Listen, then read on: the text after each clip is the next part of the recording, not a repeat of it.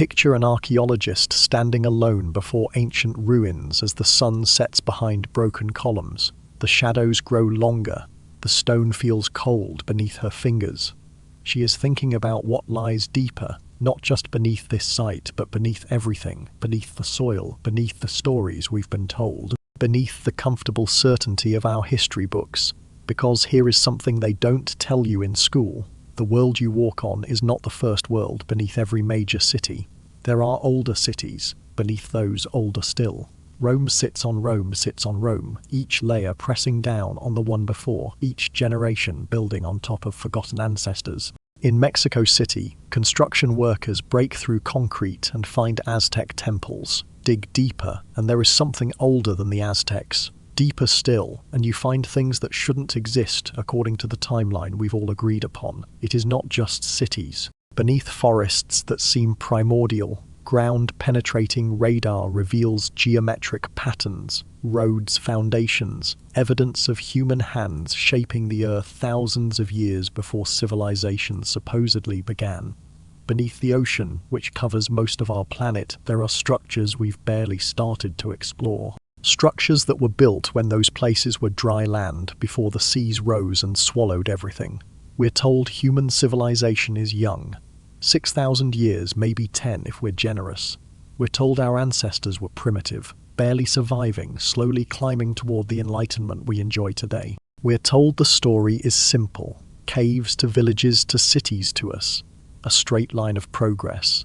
But what if that story is incomplete? What if it is not even half the truth? There are ruins scattered across this planet that we cannot explain with Bronze Age tools and patient labor. There are ancient texts describing machines and weapons and cities of such splendor that we dismiss them as fantasy, because admitting they might be real would mean admitting we've been wrong about everything.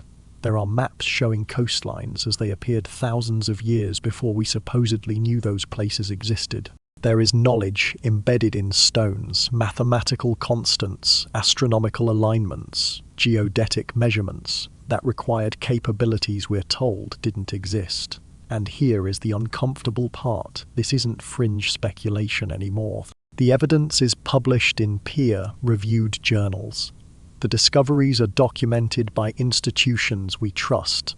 But somehow, the narrative never changes. Somehow, the timeline remains fixed. Somehow, asking questions about any of this gets you labeled as someone who doesn't respect science, when really you're doing exactly what science demands, following evidence wherever it leads. Think about what it means to lose history. It is not like losing yesterday. It is like losing entire generations of your family. Imagine if someone took every photo, every letter, every story about your great-grandparents and everyone before them and burned it all. You'd still exist, but you wouldn't know where you came from. You wouldn't know what they learned, what mistakes they made, what wisdom they might have passed down to save you from repeating their failures. That is what has been lost. Not just cities, not just civilizations, but knowledge, understanding. Warnings. Some of these places didn't just crumble with time. They didn't slowly decline into dust. They vanished, suddenly, catastrophically, and in some cases it seems they were deliberately forgotten. Their names were struck from records. Their achievements were attributed to others or dismissed as myth. Their warnings were turned into fairy tales, which raises the most disturbing question of all. If advanced civilizations existed and fell, and if someone went through the trouble of erasing them from memory, what were they trying to hide? What did those people know that we're not supposed to remember? Beneath your feet right now, as you listen to these words, there could be a city older than anything in your history textbook. And the deeper question isn't whether it exists. The deeper question is, why doesn't anyone want to talk about it? There are thousands of books about Atlantis, hundreds of documentaries, countless expeditions launched with sophisticated equipment and desperate hope, all searching for a city that might never have existed. People have spent their entire lives and fortunes trying to find it. Academics have built careers arguing for its location. Others have built careers denying it was ever real. For a place that supposedly doesn't exist, Atlantis certainly occupies a lot of space in the human imagination. But here is what makes Atlantis different from every other mystery. It doesn't actually matter if it was real, not in the way we usually think about real. What matters is what it represents, and why we can stop searching for it. Every culture needs an origin story. We need to believe we came from somewhere meaningful, that our ancestors were capable of greatness, that we were part of something larger than our brief individual lives. Atlantis gives us that. It offers a vision of human achievement so magnificent that its loss feels like a wound we still carry. A golden age when we knew more, built better, lived in harmony with knowledge we've since forgotten. And here is the strange part. Atlantis isn't unique to Greek mythology. The Aztecs spoke of Aztlan, a beautiful island homeland they left behind in deep antiquity. Pacific cultures describe Mu or Lemuria, vast lands swallowed by the ocean. Hindu texts mention Kumari Kandam, a drowned continent off southern India. Indigenous Australians speak of lands you could walk to before the seas rose. Native American tribes across both continents have stories of worlds that existed before great floods destroyed them. Different names, different oceans, different cultures that never met each other, all telling the same basic story. There was an advanced place, and water destroyed it. That is not coincidence. That is memory. But Atlantis represents something deeper than just a lost city or even a lost civilization. It represents our terror of impermanence. Every empire that has ever existed believed it would last forever. Rome thought it was eternal. The Egyptians built for eternity. The British Empire could imagine the sun setting on it. Yet they all fell, every single one. And not just fell, some vanished so completely that we've only rediscovered them by accident centuries or millennia later. Atlantis is the mirror we're afraid to look into.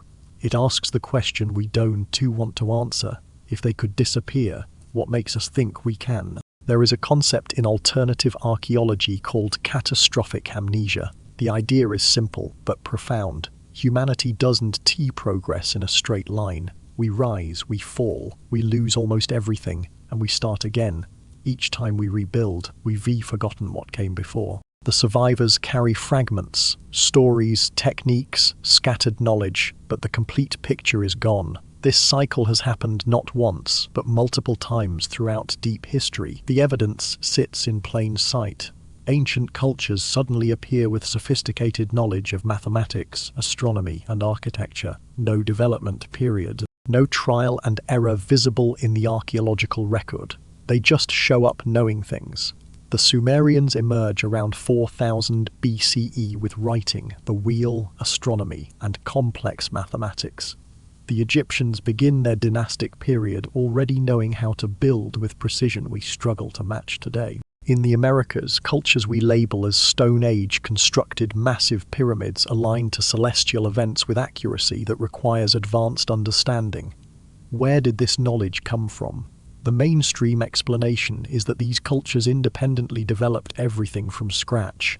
But what if they didn't start from zero? What if they were inheriting fragments of knowledge from something older, something that came before and was destroyed so thoroughly that we only see its echoes? Pyramids in Egypt, pyramids in Mexico, pyramids in China, Cambodia, Indonesia, step pyramids in Mesopotamia, massive stone structures on remote islands, precision cutting of enormous stones, astronomical alignments, mathematical constants encoded in dimensions and placements. All of this appearing in cultures separated by oceans, supposedly with no contact. Either this is the most extraordinary coincidence in human history, or these aren't independent inventions. They, remnants, pieces of something that once existed as a whole. Perhaps Atlantis wasn't one city on one island. Perhaps it was the name Plato used for an entire era of human civilization. A global network of advanced cultures that existed before catastrophe reset everything. And if we want to understand what happened to them, we need to start where the story began, with one man in ancient Greece who wrote something down that we were still trying to understand more than 2,000 years later. So let's talk about where we were going, not as narrator to audience, but as one curious person to another, because what comes next isn't just a story about an ancient city. It is a journey through evidence that has been hiding in plain sight, waiting for people willing to look past what they've been told and see what is actually there. We're going back to the source, to Plato's original words written in ancient Greece over 2,000 years ago. We'll read exactly what he said about Atlantis, because the details matter more than most people realize. He wasn't vague. He gave measurements, descriptions, geographical markers. He told us where to look. Then we'll do something important. We'll prove that finding lost cities isn't fantasy. Troy was myth until someone dug it up. Machu Picchu was legend until 1911. Entire civilizations have been dismissed as folklore, right up until archaeologists stumbled over their ruins. We'll walk through those discoveries and you'll see a pattern emerge. The pattern of being told something doesn't exist, right up until the moment it is standing in front of you carved in stone. We're going to examine the science of catastrophe. How quickly can civilizations end? What does it take to erase a city so completely that future generations think it never existed? The geology is clear, the climate data is documented. Around 12,000 years ago, something happened to this planet that was catastrophic on a scale we've barely begun to understand. Sea levels rose, coastlines drowned. And coastlines are where civilizations live. But here is where it gets uncomfortable. We're going to talk about forbidden archaeology. That is not a dramatic phrase. It is a simple description of what happens when discoveries don't fit the timeline we agreed upon, when structures date older than they should, when artifacts appear in layers of earth they shouldn't be in, when evidence suggests knowledge existing thousands of years before it is supposed to. These discoveries exist. They re-documented, but they re-ignored, dismissed, sometimes ridiculed. Not because the evidence is weak, but because accepting it would mean rewriting textbooks, revising timelines, and admitting that the story we've been teaching might be incomplete. This isn't about conspiracy theories. It is about intellectual honesty. It is about following evidence instead of protecting narratives. You are going to see underwater structures that predate the Egyptian pyramids, ancient maps that show Antarctica without ice, drawn centuries before we supposedly knew that continent existed. Technological artifacts that shouldn't be possible, according to our understanding of human development. And you are going to see how the mainstream explanation for each of these things requires more faith than simply accepting what the evidence suggests. By the end, you'll have the tools to think critically about human history, not to blindly accept alternative theories, but to question why certain questions aren't allowed to be asked. To wonder why some evidence is celebrated while other evidence is buried. Because here is the question that haunts this entire investigation. What happens to a species that forgets where it came from? What do we lose when we lose our history? And more importantly, what mistakes are we doomed to repeat because we can remember that we made them before? The story begins with one man, a philosopher in ancient Athens who wrote something down that we're still arguing about 24 centuries later. His name was Plato, and what he said about a lost city would echo through every generation that followed. Athens, 360 BCE. The air smells of olive oil burning in clay lamps, of sun-warmed marble, of the sea just beyond the city walls. In the academy, the school Plato founded in a grove sacred to the goddess, Athena, men gather to argue about truth and justice and the nature of reality itself. Their voices echo off columns. Their sandals scrape against stone floors worn smooth by decades of pacing philosophers. Plato is in his 60s now. He has lived through Athens' greatest glories and its most devastating defeats. He was a young man when Athens lost the Peloponnesian War to Sparta, when the democratic government that had made Athens great collapsed into tyranny, then chaos, then a fragile restoration. He watched his beloved teacher Socrates be executed by that democracy for asking too many uncomfortable questions. These experiences marked him. Everything Plato writes circles back to one obsessive question: what makes a good society, and why do even the greatest civilizations fail? He does teach through lectures, That is not how Plato works. He writes dialogues, conversations between characters, usually featuring Socrates debating with Athenian citizens. These aren't transcripts of real conversations. They are literary devices, carefully constructed stories designed to lead readers toward deeper truths. Plato uses myths, allegories, and hypothetical scenarios to illustrate abstract philosophical concepts, which is why, when scholars read what Plato wrote about Atlantis, most of them assume it is just another allegory, another teaching tool. Fiction dressed up as history to make a point about hubris and power, and the inevitable decline of civilizations that forget justice. The story appears in two dialogues, Timaeus and Critias. They re part of a planned trilogy that was never completed. In Timaeus, Plato's character Critias briefly mentions Atlantis as a prelude to a longer discussion about the nature of the universe and the creation of the world. He promises to tell the full story later.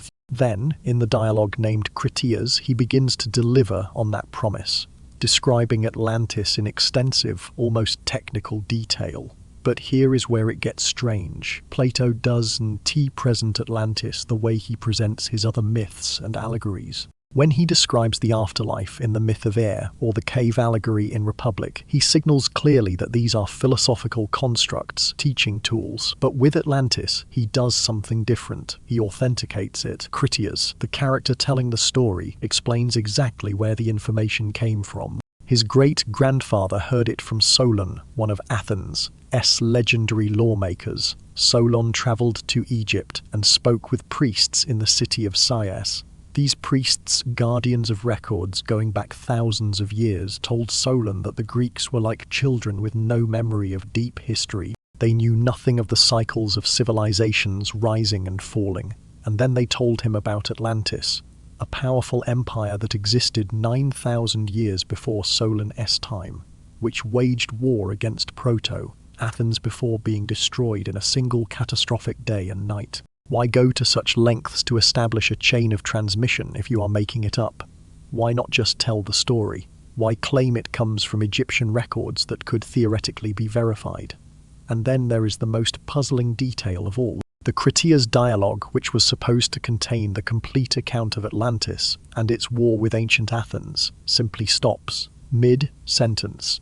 The story is unfinished. Plato never returned to it, never completed the trilogy, never explained what happened to Atlantis or why the story mattered to his larger philosophical project. For a man who spent decades carefully constructing philosophical arguments across multiple dialogues, this is bizarre. It is like walking away from a half-finished masterpiece and never picking up the brush again. Did he intend to leave it incomplete, creating mystery through absence? Did something prevent him from finishing? Illness, death, political pressure? Or did he start writing, realize what he was revealing, and decide some knowledge was better left buried? We don't know. We only know that Plato, who wrote extensively about justice and truth and the importance of knowledge, wrote one story about a lost civilization and then went silent about it forever. But the words he did write survive. And they contained something that would haunt humanity for the next 24 centuries. Because Plato didn't just say Atlantis existed. He told us exactly what it looked like. Solon was 70 years old when he traveled to Egypt. This was around 590 BCE, decades before Plato was born. He went to the city of Sais, in the Nile Delta, where Egyptian priests maintained libraries of records stretching back into what the Greeks considered mythological time. The priests weren't impressed with Greek learning, according to Plato. As account, they told Solon directly, "You Greeks are children. You have no knowledge of antiquity, no doctrine hoary with age." They explained that civilizations rise and fall in cycles, destroyed periodically by fire or flood. The Greeks had forgotten their own deep history because catastrophes had repeatedly wiped out their literate classes, leaving only scattered survivors who had to rebuild from nearly nothing. But Egypt, protected by the Nile's geography, had maintained continuous records. And in those records was the story of Atlantis, 9,000 years before Solon's time, which puts it around 9,600 BCE. over 11,000 years ago from our perspective.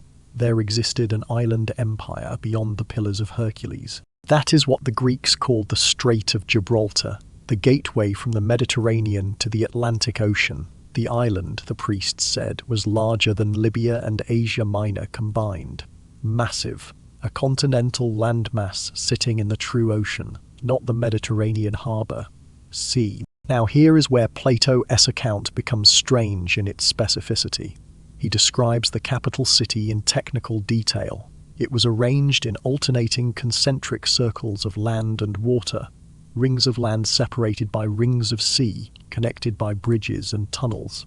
The outermost ring of water was 3 stades wide. The next ring of land was also 3 stades, then 2 stades of water, 2 of land, 1 of water, 1 of land, with the central island measuring 5 stades across. A stade is roughly 600 feet. Plato is giving us architectural blueprints. The city featured massive walls plated with brass, tin, and orichalcum, a mysterious metal he says gleamed like fire and was mined from the earth itself. Modern scholars debate what orichalcum was. Some say brass or bronze.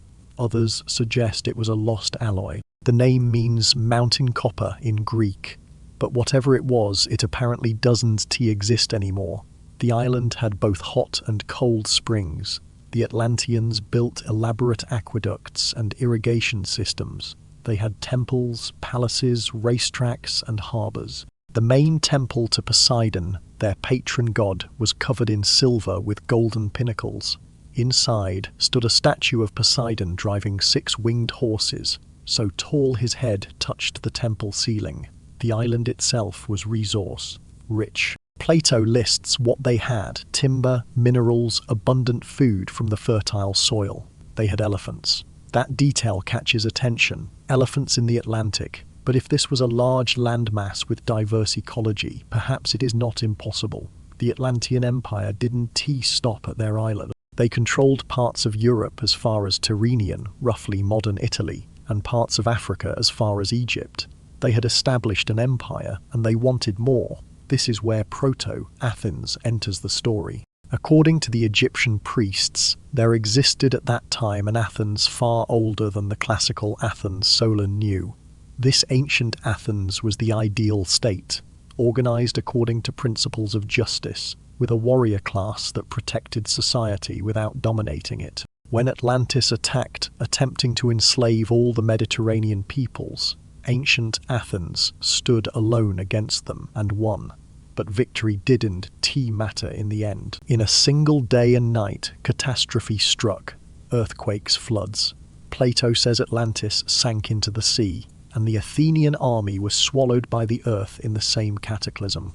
After it was over, the ocean where Atlantis had been became impassable, choked with mud just beneath the surface, too shallow for ships to cross, but too deep for land. Plato writes this with the tone of historical reporting. These aren't the measurements and details of allegory. When he describes the afterlife in other dialogues, he doesn't tell you the exact dimensions of its rivers, but for Atlantis he gives us numbers, distances, resources, political structures, military capabilities. Either he is the most committed fiction writer in history, or he is working from some kind of source material. And here is where the modern world intersects with ancient text in an uncomfortable way. Geological surveys of the Atlantic floor have found unusual mud deposits in several locations that match potential Atlantis sites.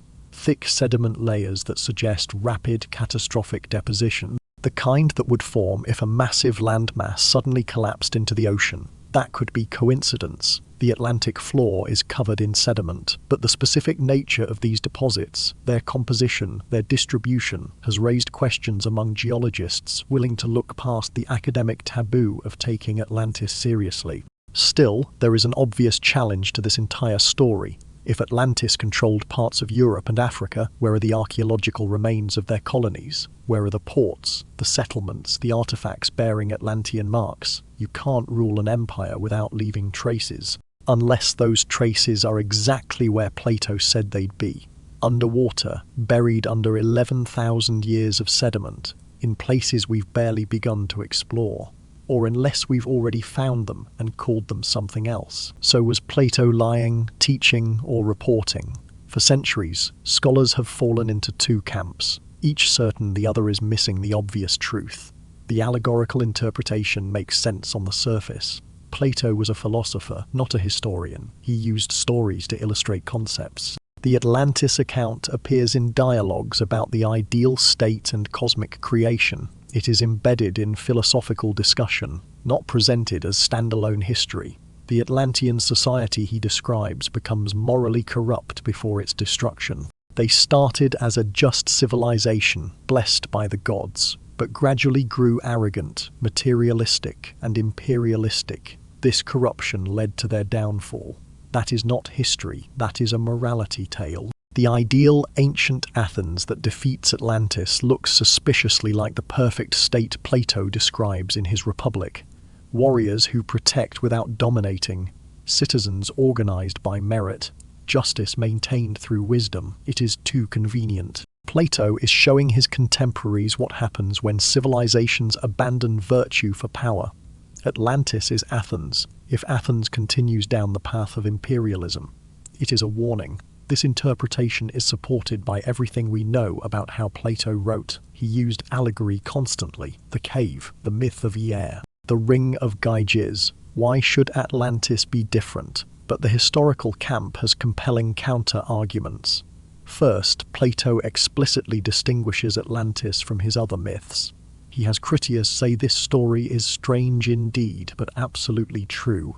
He doesn't say that about his other allegories. Second, the chain of transmission is oddly specific for fiction. Solon to Drophides, to Critias the Elder, to Critias the Younger to Plato. Why invent a verifiable lineage? Third, the technical details exceed what allegory requires.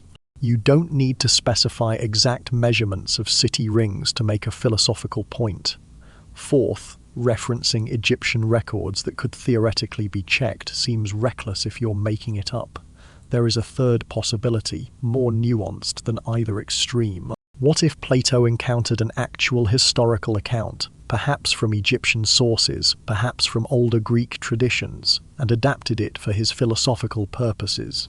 What if he took something real and shaped it into a teaching tool? This would explain both the specific details and the moral framing, real history, philosophical interpretation. And here is where the conversation changes completely. In recent decades, scholars have translated ancient Egyptian texts, Sumerian tablets, and other sources that predate Plato. Some of these texts mention western lands beyond the sea, islands that were destroyed by water, advanced civilizations that vanished beneath floods. These references exist independent of Greek sources. They were written before Plato was born, in languages he couldn't read. If Plato invented Atlantis, how did others describe it first? Either this is the most extraordinary coincidence in literary history, or the story Plato told wasn't original to him. It was something older, something that multiple cultures remembered under different names, in different languages, separated by centuries and oceans. Which means we need to look beyond Greece, beyond Egypt. We need to examine what the whole world remembers about lands that sank beneath the waves. Imagine a map of the world with dots marking every culture that has a flood legend.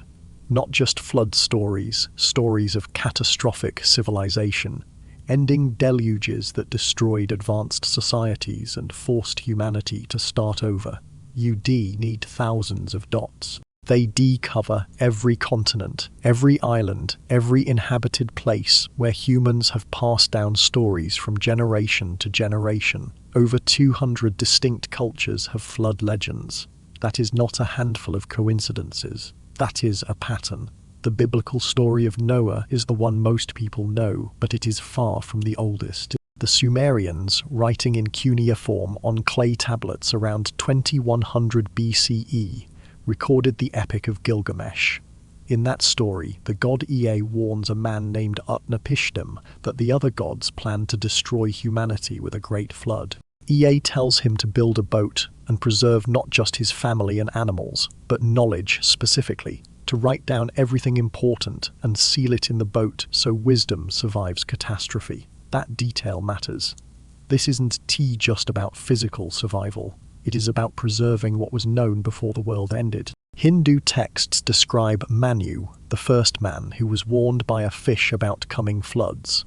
The fish grew enormous, pulled Manu's ship through the deluge, and after the waters receded, Manu became the progenitor of humanity, second beginning. Chinese mythology speaks of the Great Flood and Yu, the Great, who spent decades draining the waters and making the land habitable again. These aren't minor cultural footnotes.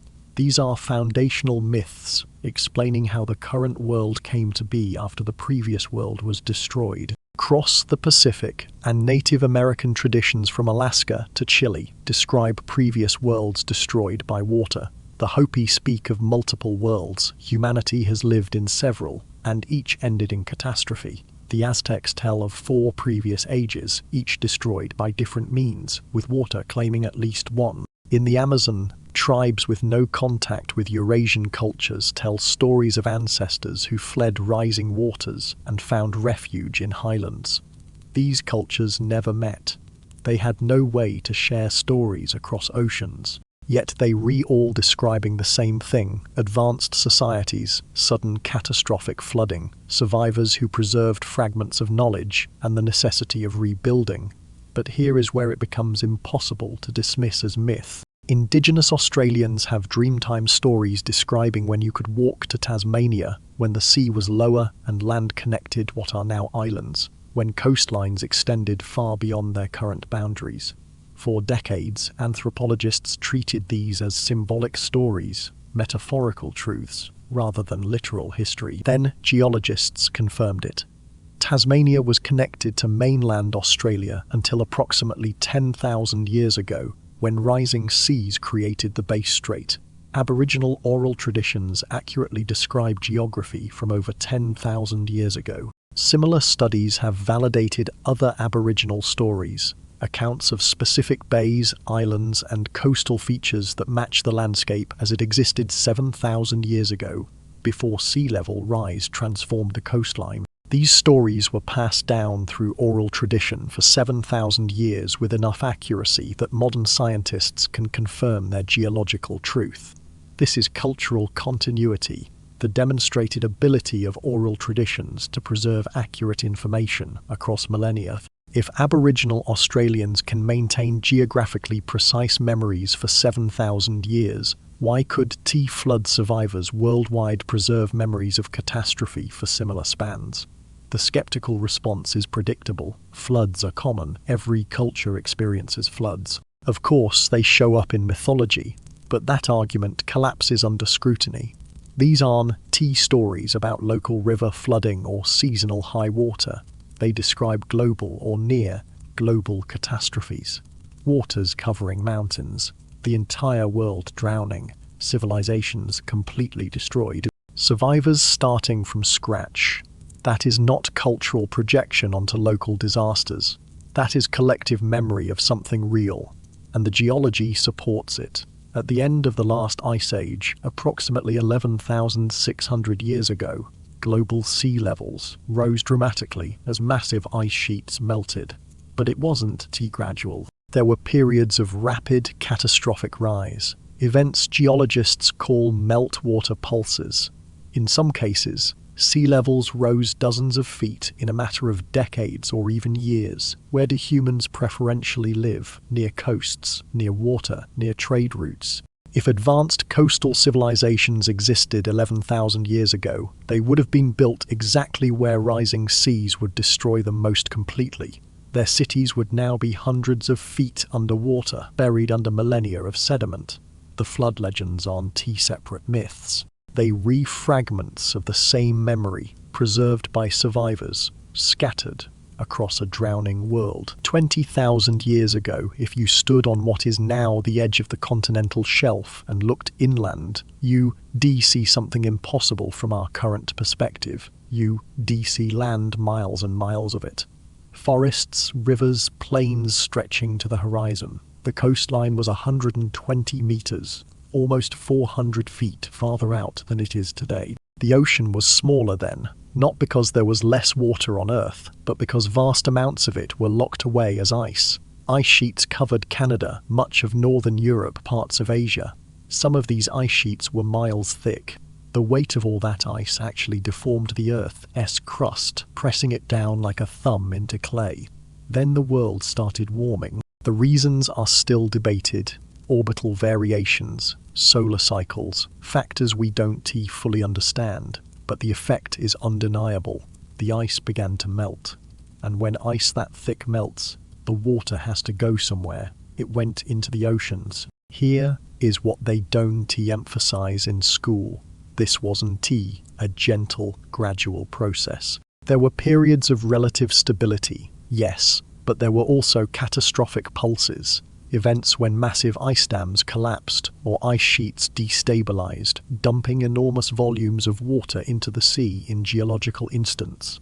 Meltwater pulse, one occurred around 14,600 years ago. In less than 500 years, some estimates suggest as little as 50 years, sea levels rose between 16 and 25 meters. That is 50 to 80 feet. Imagine an 8-story building. Now imagine the ocean rising to its roof in your grandparents' lifetime. But that wasn't the end. Meltwater pulse 1b happened around 11,500 years ago. Again, dramatic rises in relatively short periods. The exact rates are still being refined as new ice core and sediment data becomes available. But the basic picture is clear. There were times when the ocean rose fast enough that a person born on a coastline might not recognize that coastline by the time they died. Picture living in a thriving coastal city during this period. Your city sits at the mouth of a river, perfect for trade and fishing. Your people have lived here for generations, maybe centuries. The buildings are sophisticated. The society is organized. There is art, trade, accumulated knowledge. But the ocean is rising. At first, it is barely noticeable. A storm surge reaches farther inland than usual. The beach you remember from childhood is narrower now. Then, over decades, it becomes undeniable. Docks need to be rebuilt farther inland. Neighborhoods closest to the water are abandoned. Your children's generation relocates the city center. Their children watch entire districts disappear beneath the waves. Everything your ancestors built, gone. Not destroyed by war or fire, but swallowed by patient, inexorable water. This isn't speculation. This happened. The geology proves it, and humans were there. We know anatomically modern humans existed by 200,000 years ago. We know we were creating art, sophisticated tools, and complex social structures by 40,000 years ago at least. The idea that we were incapable of civilization during the period from 20,000 to 10,000 years ago is an assumption, not a proven fact. And here is the crucial point. Humans have always lived near coasts. Always. Coasts provide fish, shellfish, sea mammals, transportation routes, trade opportunities. Archaeological sites worldwide show that coastal areas were heavily populated whenever we have evidence. There is no reason to think the late Ice Age was different, and this is the question that haunts archaeology, if sophisticated societies existed during that period, they would have been coastal. And coastal settlements from 12,000 years ago are now underwater, not in shallow tide pools, but hundreds of feet down, buried under sediment, accumulated over millennia. We've barely looked there. We've mapped more of Mars' surface than Earth's ocean floor. The deep ocean remains largely unexplored, and the continental shelves, exactly where those drowned cities would be, have been surveyed in only the most cursory way. But in the places we have looked, we've found things that don't fit the comfortable narrative. Off the coast of Gujarat, India, sonar surveys have revealed geometric patterns at depths that suggest they were built when sea levels were much lower. Near Yonaguni, Japan, there are underwater formations that look like stepped pyramids, with right angles and flat surfaces that some geologists insist are natural, but that look suspiciously artificial to others. In the Mediterranean, off the coast of Greece, entire settlements have been found underwater, dating to periods when that land was above sea level. These aren't fringe claims. These are documented findings published in scientific journals, investigated by credentialed researchers, and then somehow quietly shuffled aside when they don't fit the timeline. The ocean rose, cities drowned, and we've found some of them. The question isn't whether they exist. The question is, what else is down there that we haven't found yet? In 1870, a German businessman named Heinrich Schliemann began digging in a hill in northwestern Turkey. He believed the hill contained the ruins of Troy, the legendary city from Homer's Iliad.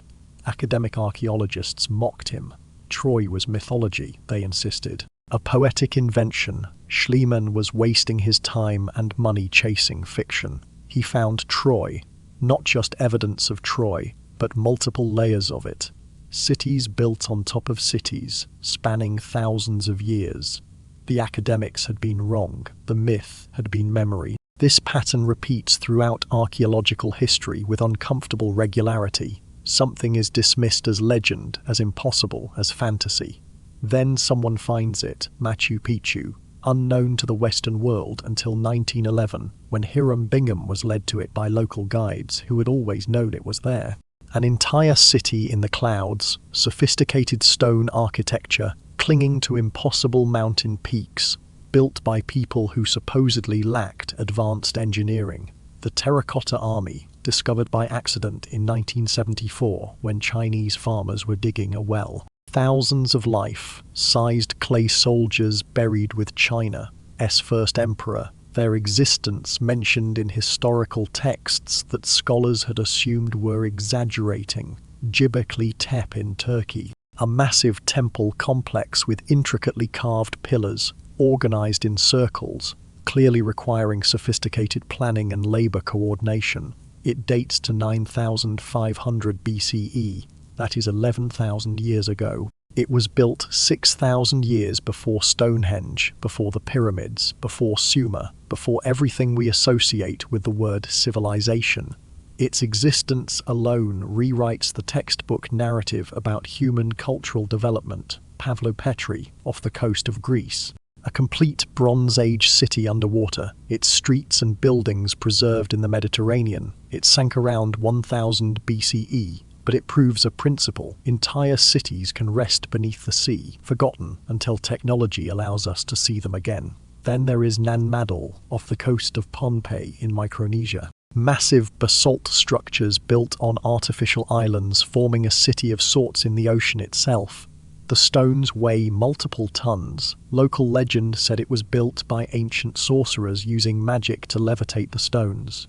Western explorers dismissed these stories as primitive superstition. Then aerial photography revealed the full scale of the site. It is real, it is massive, and nobody's entirely sure how it was built or by whom, though carbon dating places construction around 1200 CE. Still, it proves that impossible island cities can and do exist in the Pacific. And then there is Yonaguni. Off the coast of Japan, underwater formations feature what appear to be carved steps, flat terraces, right angles, and geometric shapes.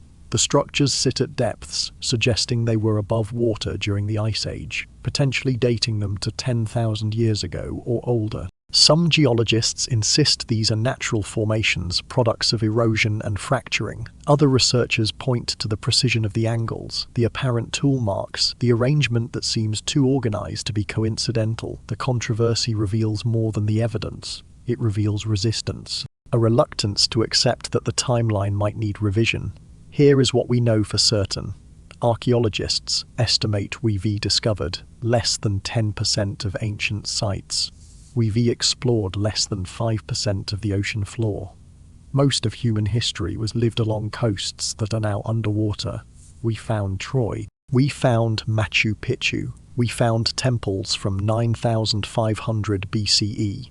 What else are we calling myth, simply because we haven't found it yet? Plato gave us a map, not a literal one drawn on parchment, but something potentially more valuable, directions written in words. The question is whether we're rereading them correctly. The most obvious clue is his phrase, beyond the pillars of Hercules.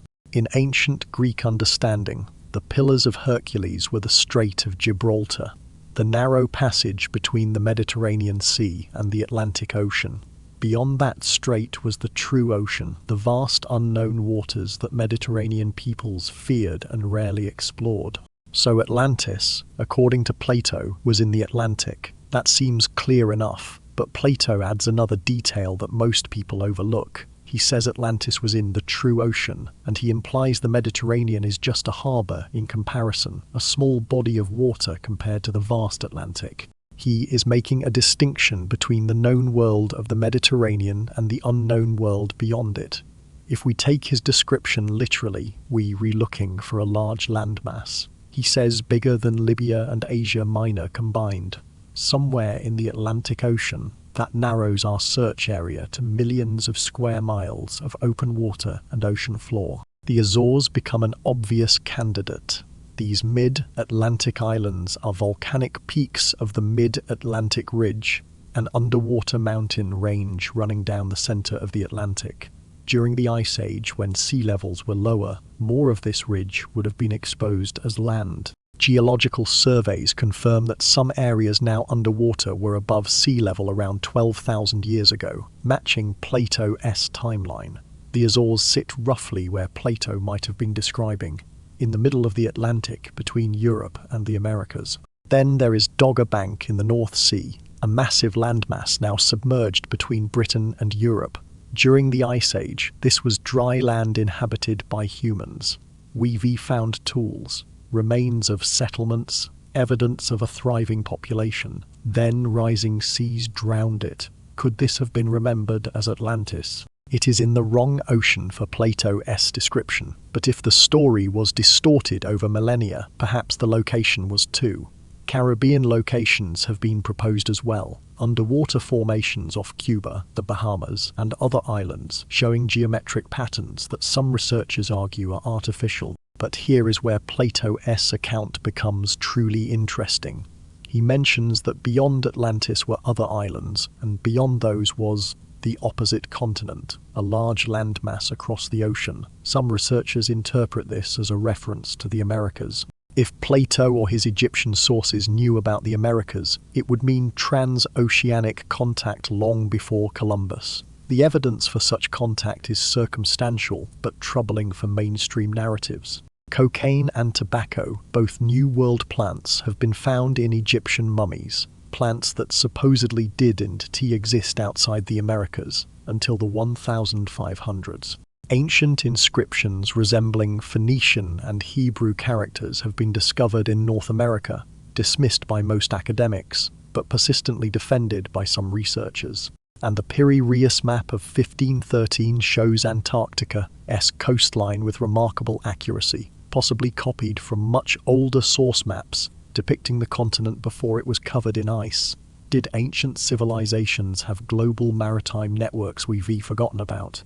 Of course, there is always the possibility that Plato's geography was symbolic or distorted through retelling. This opens Mediterranean alternatives. Santorini, ancient Thera, was destroyed by a catastrophic volcanic eruption around 1600 BCE. The island literally exploded, leaving a caldera that resembles Plato's description of concentric rings. Crete, home to the Minoan civilization, experienced sudden collapse around the same time. Some scholars argue Plato confused timelines and Atlantis was actually Minoan Crete, the underwater formations at Bimini in the Bahamas. Dubbed the Bimini Road, consist of regular limestone blocks that appear to form paths or walls, natural formation or human construction. The debate continues. What is telling is what happened when modern technology started looking seriously. Advanced sonar mapping has revealed geometric patterns on the Atlantic floor in multiple locations, regular shapes, right angles, arrangements suggesting artificial origin. Several sites warranted detailed investigation. Some expeditions were funded. Initial surveys were conducted. Then funding disappeared. Projects were quietly shelved.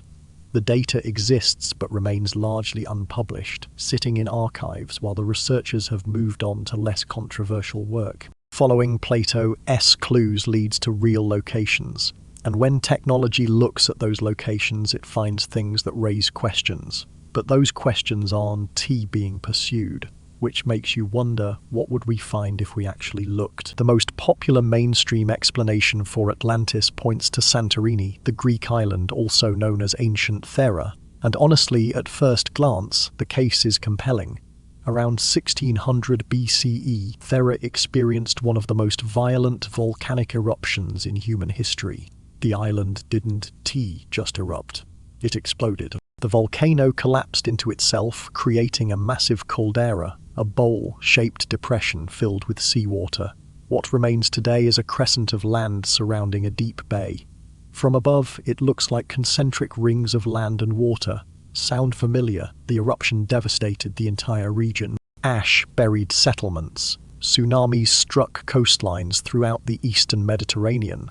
And on nearby Crete, the Minoan civilization, one of the most advanced cultures of the Bronze Age, entered a period of decline from which it never recovered. The Minoans weren't primitive. They built multi-story palaces with sophisticated plumbing systems. They had extensive trade networks reaching across the Mediterranean. Their art was refined, their engineering impressive. They used bull imagery extensively in their culture. Bulls in frescoes, bull leaping ceremonies, bulls as sacred symbols.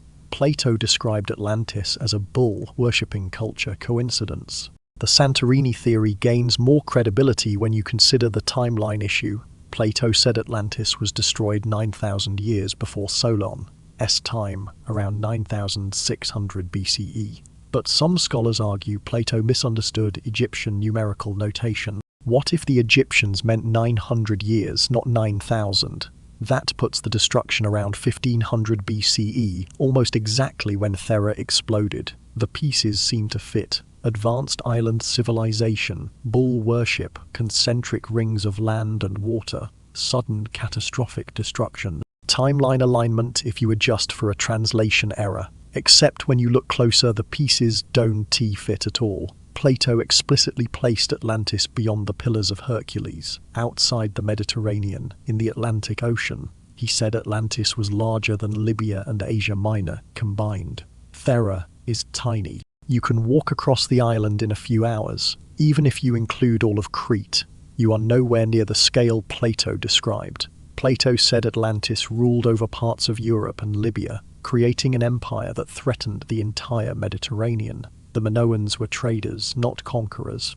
There is no archaeological evidence of Minoan military control over European or African territories. And here is the critical detail that the Santorini theory can explain. Plato said Atlantis sank into the sea, leaving behind impassable shallow waters. Thera didn't sink. It exploded.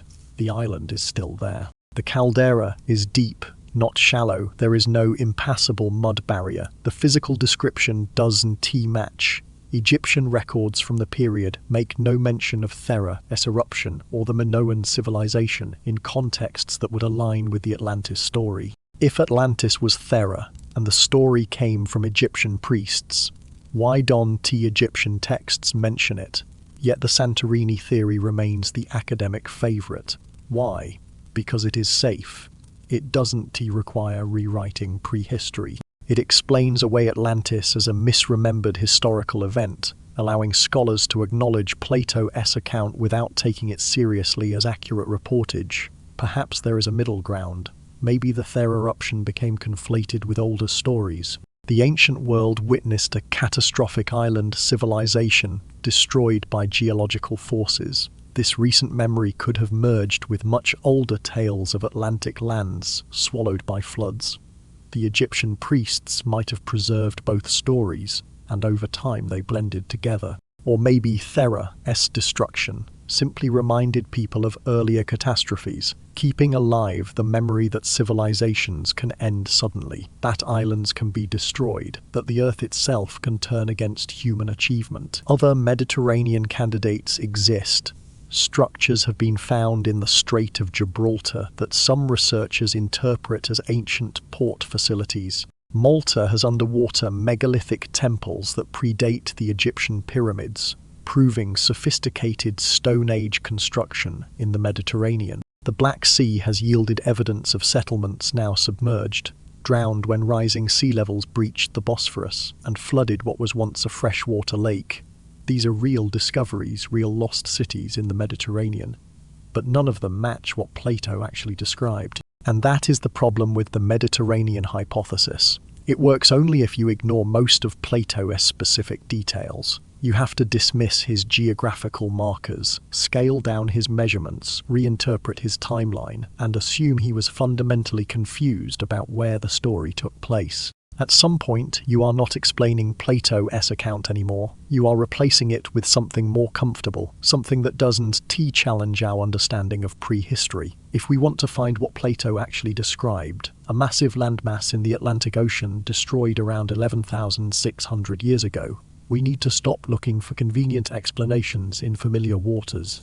We need to look where he told us to look, in the true ocean, in the Atlantic, at the end of the Ice Age, where something did happen, something catastrophic, something that might explain why cultures worldwide remember when the seas rose and the old world drowned. The Mid-Atlantic Ridge is an underwater mountain range running down the center of the Atlantic Ocean like a spine. It is where tectonic plates pull apart, where volcanic activity creates new seafloor. The Azores Islands are peaks of this ridge, mountaintops breaking the ocean's surface. But during the Ice Age, with sea levels nearly 400 feet lower, the ridge would have been dramatically different. Computer models reconstructing Ice Age geography show that significant portions of this underwater ridge system would have been exposed land. Not small islands, but potentially large landmasses, plateaus, valleys, coastal plains. Geological surveys confirm this. Core samples from specific areas near the Azores show sediment types and compositions consistent with having been above water approximately 12,000 years ago. Beach sand at depths that are now hundreds of feet underwater. Fossilized remains of terrestrial plants where there should only be marine life. Imagine those plains, grasslands stretching for miles, rivers cutting through the landscape, and potentially people living there, building there. In the 1960s, Dr. Maxine Asher organized an expedition near the Azores after fishermen reported catching worked stones in their nets, rocks that appeared to have been shaped by human hands. Her team claimed to have photographed rectangular stone structures and what looked like a road or wall system on the ocean floor. The findings were disputed immediately. Critics said the images were unclear, the structures could be natural, the expedition was rigorous enough, but the photographs exist, and they've never been adequately explained. In 2001, Advanced Digital Communications, a Canadian company conducting sonar surveys off Cuba's coast, detected geometric patterns on the ocean floor at depths of over 2,000 feet. Regular shapes forming what appeared to be urban layouts, smooth stones arranged in pyramid-like formations and circular patterns. The depth suggests these structures, if artificial, were built when sea levels were much lower. The Cuban government showed interest. Initial investigations were planned. Then funding evaporated and the story quietly disappeared from scientific discourse. Portuguese fishermen have long traditions of catching stone artifacts in their nets when fishing certain areas of the Atlantic, stones with holes drilled through them, stones with markings, stones that don't belong on the ocean floor, according to natural processes. These reports are dismissed as anecdotal, yet they persist across generations. The Bimini Road remains controversial. Underwater formations near Bimini in the Bahamas consist of limestone blocks arranged in regular patterns that look like ancient roads or walls. Mainstream geologists insist these are beach rock formations, natural geological processes creating the appearance of regularity. But researchers who examined them closely point to features that seem difficult to explain naturally: uniform size of blocks, apparent tool marks, joints that align too precisely. Similar structures were dismissed as natural until they weren't. The pattern of dismissal and later validation repeats throughout archaeological history. But here is where the Atlantic evidence becomes impossible to ignore. The Younger Dryas period began around 12,900 years ago. After millennia of warming and ice sheet retreat, the planet suddenly plunged back into Ice Age conditions. For over 1,000 years, the warming stopped. Then, around 11,700 years ago, it ended just as abruptly. Temperatures spiked. Ice sheets collapsed. Sea levels rose catastrophically. Recent studies suggest this was just climate variation. Evidence is mounting for an extraterrestrial impact or airburst, a comet or asteroid exploding over the ice sheets, triggering the sudden climate reversal. The Younger Dryas boundary layer found worldwide contains materials consistent with cosmic impact, nanodiamonds, magnetic spherules, elevated platinum levels. Indigenous American legends speak of fire falling from the sky during this period, not metaphorical fire, literal fire. Descriptions of the sky burning of impacts of sudden catastrophic change. And here is the convergence that raises every hair on your neck. Geological cores from the Atlantic Ocean floor show evidence of massive underwater landslides around 11,600 years ago. Large-scale slope failures. Enormous volumes of sediment suddenly displaced. The kind of event that would occur if a significant landmass destabilized and collapsed into deeper water. Plato said Atlantis was destroyed 9,600 years before Solon, which calculates to approximately 11,600 years ago from our perspective. The geological event and Plato's date match almost exactly. If a large Atlantic landmass collapsed into the ocean during this period, it would have generated tsunamis that would reach every Atlantic coastline, waves hundreds of feet high, flooding on a scale that would seem world-ending to anyone who survived it. Every coastal culture would remember it. They'd tell their children about it. Those children would tell theirs. The story would spread across generations, becoming myth, becoming legend, becoming the flood stories we find in every culture. How did Plato know the date? How did he know something happened in the Atlantic 11,600 years ago? He wrote 2,400 years ago without modern geology, without ice cores, without the ability to date ancient sediments. Either it is the most extraordinary coincidence in human history, or he was reporting something real. In 1901, sponge divers working off the Greek island of Antikythera found a shipwreck. Among the artifacts they recovered was a corroded bronze mechanism that nobody understood. It sat in a museum for decades, dismissed as some kind of navigational tool, until X-ray technology revealed what was inside. Gears, dozens of intricate gears. Differential gearing systems that wouldn't appear again in human technology until medieval clockwork. The device calculated astronomical positions and predicted eclipses. It tracked the Olympic Games cycle. It was, in every meaningful sense, an ancient computer. The Antikythera mechanism dates to around 100 BCE. For decades after its discovery, academics could explain it because that level of technological sophistication supposedly didn't exist until the Renaissance, over 1,500 years later. The device proved that ancient Greek technology was far more advanced than anyone had assumed. If we were that wrong about Greek capabilities, what else are we wrong about? The Great Pyramid of Giza covers 13 acres. Its base is level to within fractions of an inch across that entire area. The stones, some weighing 80 tons, fit together so precisely that you cannot slide a piece of paper between them. The structure aligns to true north with an accuracy that requires sophisticated surveying. The dimensions encode mathematical constants, including pi and phi. The mainstream explanation involves copper tools, wooden sledges, and extraordinary patience. Thousands of workers over decades, slowly cutting and moving limestone blocks, except experimental archaeology has tried to replicate this process using the tools that supposedly existed at the time. They can match the precision, they can achieve the scale, they can explain how blocks were cut so accurately or moved so efficiently. Something's missing from our understanding of how these structures were built. Either the ancient Egyptians had techniques we hadn't rediscovered, or they had tools we don't know about. The Baghdad battery sounds like something from science fiction. Clay jars discovered in Iraq contain iron rods surrounded by copper cylinders and sealed with asphalt. When filled with acidic liquid like vinegar or wine, they generate electrical current.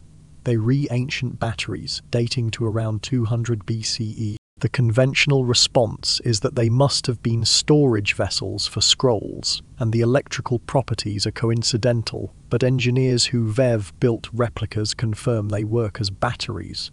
Why would ancient people build functional batteries by accident? The Saqqara bird is a wooden object from ancient Egypt shaped like a bird with unusual features.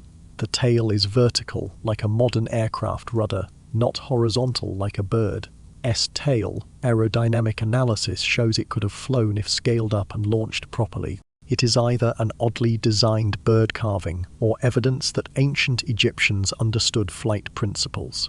Then there are the maps. The Bimini Road map, drawn in 1513 by an Ottoman admiral, shows South America's coastline with remarkable accuracy and depicts Antarctica, a continent that wouldn't be officially discovered until 1820. More puzzling, it shows Antarctica's coastline as it would appear without ice, suggesting the map was copied from much older sources created when Antarctica was ice-free, which last occurred thousands of years ago. Every one of these artifacts has mainstream explanations. The explanations require coincidence, misidentification, or creative interpretation, but they exist, and yes, many out-of-place artifacts have been debunked. The London hammer, allegedly embedded in ancient rock, turned out to be from the 19th century, trapped in rapidly forming mineral deposits. The Koso artifact that looked like a spark plug in a geode was exactly that. A 1920s spark plug encased in hardened clay. Not ancient rock, but dismissing frauds and mistakes. Doesn't explain the legitimate mysteries? It does. Explain the Antikythera mechanism. It doesn't explain pyramid precision. It doesn't explain why experimental archaeology consistently fails to replicate ancient construction, using the tools that supposedly existed. Mainstream archaeology operates on an evolutionary model of technology, gradual improvement over time. Simple tools leading to complex ones. This model doesn't allow for advanced capabilities appearing suddenly or for knowledge existing before it is supposed to. Yet history proves knowledge can be lost. Roman concrete was superior to modern concrete in many ways, but the recipe was lost for over 1,000 years. The ancient Greeks forgot how to write after the Bronze Age collapse, entering a dark age where literacy disappeared for centuries. Medieval Europeans could build roads or aqueducts as sophisticated as Roman ones, despite having the same basic materials and tools. If knowledge can be lost in recorded history, why couldn't it have been lost before recorded history? Recent analysis of megalithic sites worldwide reveals something remarkable. These structures, built with massive stones by people we retold were primitive, incorporate sophisticated astronomical alignments. Stonehenge tracks solstices and lunar cycles. Egyptian pyramids align to stellar configurations. Temples throughout South America mark equinoxes with precision. Creating these alignments requires advanced mathematical knowledge, careful observation over generations, and sophisticated surveying techniques. These weren't primitive people randomly stacking rocks. They understood celestial mechanics. They encoded knowledge in stone. The question is whether ancient people were capable of sophisticated technology. Evidence proves they were. The question is, where did that knowledge come from, and why do we keep pretending it didn't exist? The Dogon people of Mali in West Africa have maintained astronomical knowledge that shouldn't exist in their oral tradition. They describe Sirius, the brightest star in the night sky, as having an invisible companion star. They say this companion is incredibly dense, made of matter heavier than anything on Earth. They say it orbits Sirius in an elliptical pattern taking approximately 50 years. All of this is accurate. Sirius B exists. It is a white dwarf star invisible to the naked eye. It is extraordinarily dense. A teaspoon of its matter would weigh tons on Earth. Its orbital period is indeed about 50 years. Sirius B wasn't officially discovered until 1862 using advanced telescopes. So how did the Dogon know about it? They claim the knowledge came from their ancestors passed down through oral tradition. When anthropologists first documented this in the 1930s and 40s, they were baffled. The skeptical explanation is that the Dogon learned about Sirius B from Western astronomers or missionaries in the early 20th century and incorporated it into their traditions. But the Dogon insist the knowledge is ancient, part of their core cosmology, and their traditions contain other astronomical details about Jupiter, moons, Saturn, rings, that seem impossibly precise for people without telescopes. The Sumerians, writing in cuneiform over 4,000 years ago, created cylinder seals depicting what appear to be solar systems. One famous seal shows a central sun surrounded by celestial bodies in proportions that some researchers argue match our solar system, including outer planets not visible without modern telescopes. Mainstream scholars dismiss these interpretations as pattern recognition, seeing what we want to see in ancient art. But the Sumerian astronomical texts demonstrate sophisticated mathematical understanding of planetary movements and cycles. Ancient Indian texts contain passages that, when read literally, describe concepts remarkably similar to atomic theory. The Vaisesika Sutra discusses Paramanu, indivisible particles that combine to form matter. Other Sanskrit texts describe Vimanas, flying machines with detailed specifications about construction, fuel, and flight mechanics. Mainstream scholars interpret these as mythological flights of fancy, but the level of technical detail seems excessive for pure imagination. Consider the megalithic sites functioning as astronomical observatories.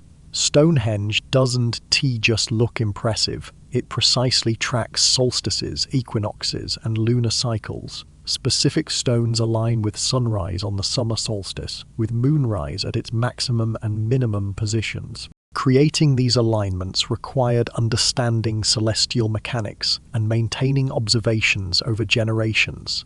Mayan pyramids incorporate similar precision.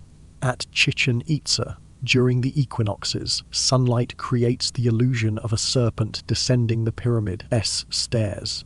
This wasn't accidental, it required mathematical calculation of angles, timing, and the sun's position throughout the year. Egyptian pyramids align to cardinal directions with accuracy of within a few arc minutes. They incorporate astronomical alignments to specific stars. The three Giza pyramids match the pattern of stars in Orion's belt. These alignments encode knowledge that supposedly didn't exist when these structures were built. The mainstream explanation is independent development. Each culture separately discovered astronomy, mathematics, and sophisticated building techniques. But this strains credibility. Why would completely separated cultures prioritize the exact same celestial phenomena? Why would they all encode similar astronomical cycles in their monuments? Why would they all achieve such similar precision using supposedly primitive tools? There is an alternative explanation. What if they inherited this knowledge from a common source? We've been taught that prehistoric humans were primitive, cavemen grunting around fires, barely surviving, slowly stumbling toward civilization. This is the myth of the savage past, but evidence contradicts it. Sophisticated knowledge appears suddenly in ancient cultures with no visible development period. They emerge already knowing things.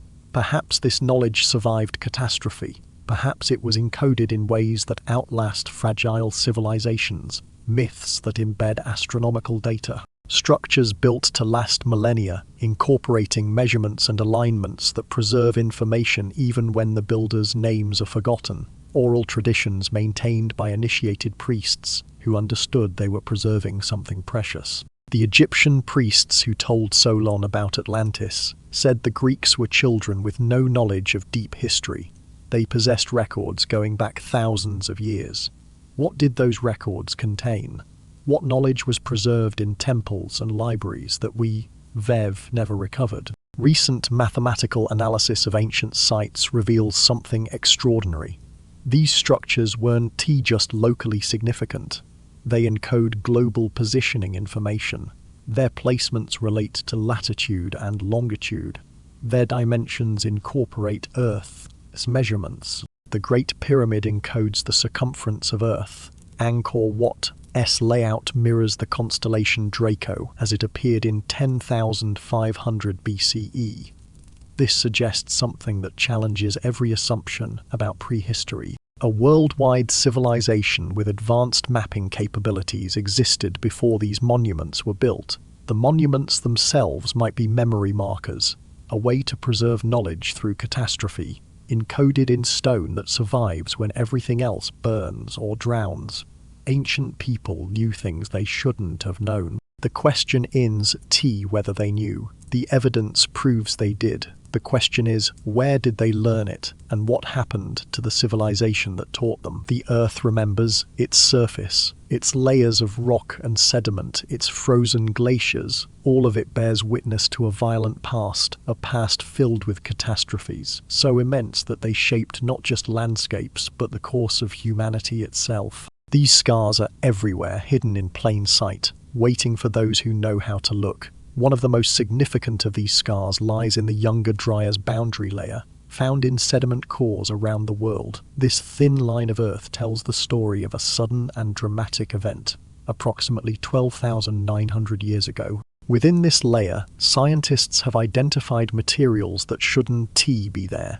Nanodiamonds, magnetic spherules, and elevated levels of platinum. These are the fingerprints of catastrophe. They suggest an extraterrestrial impact or an airburst, a comet or asteroid striking or exploding over the Earth's surface. The result, global wildfires, sudden cooling, and a devastating return to Ice Age conditions after a period of warming.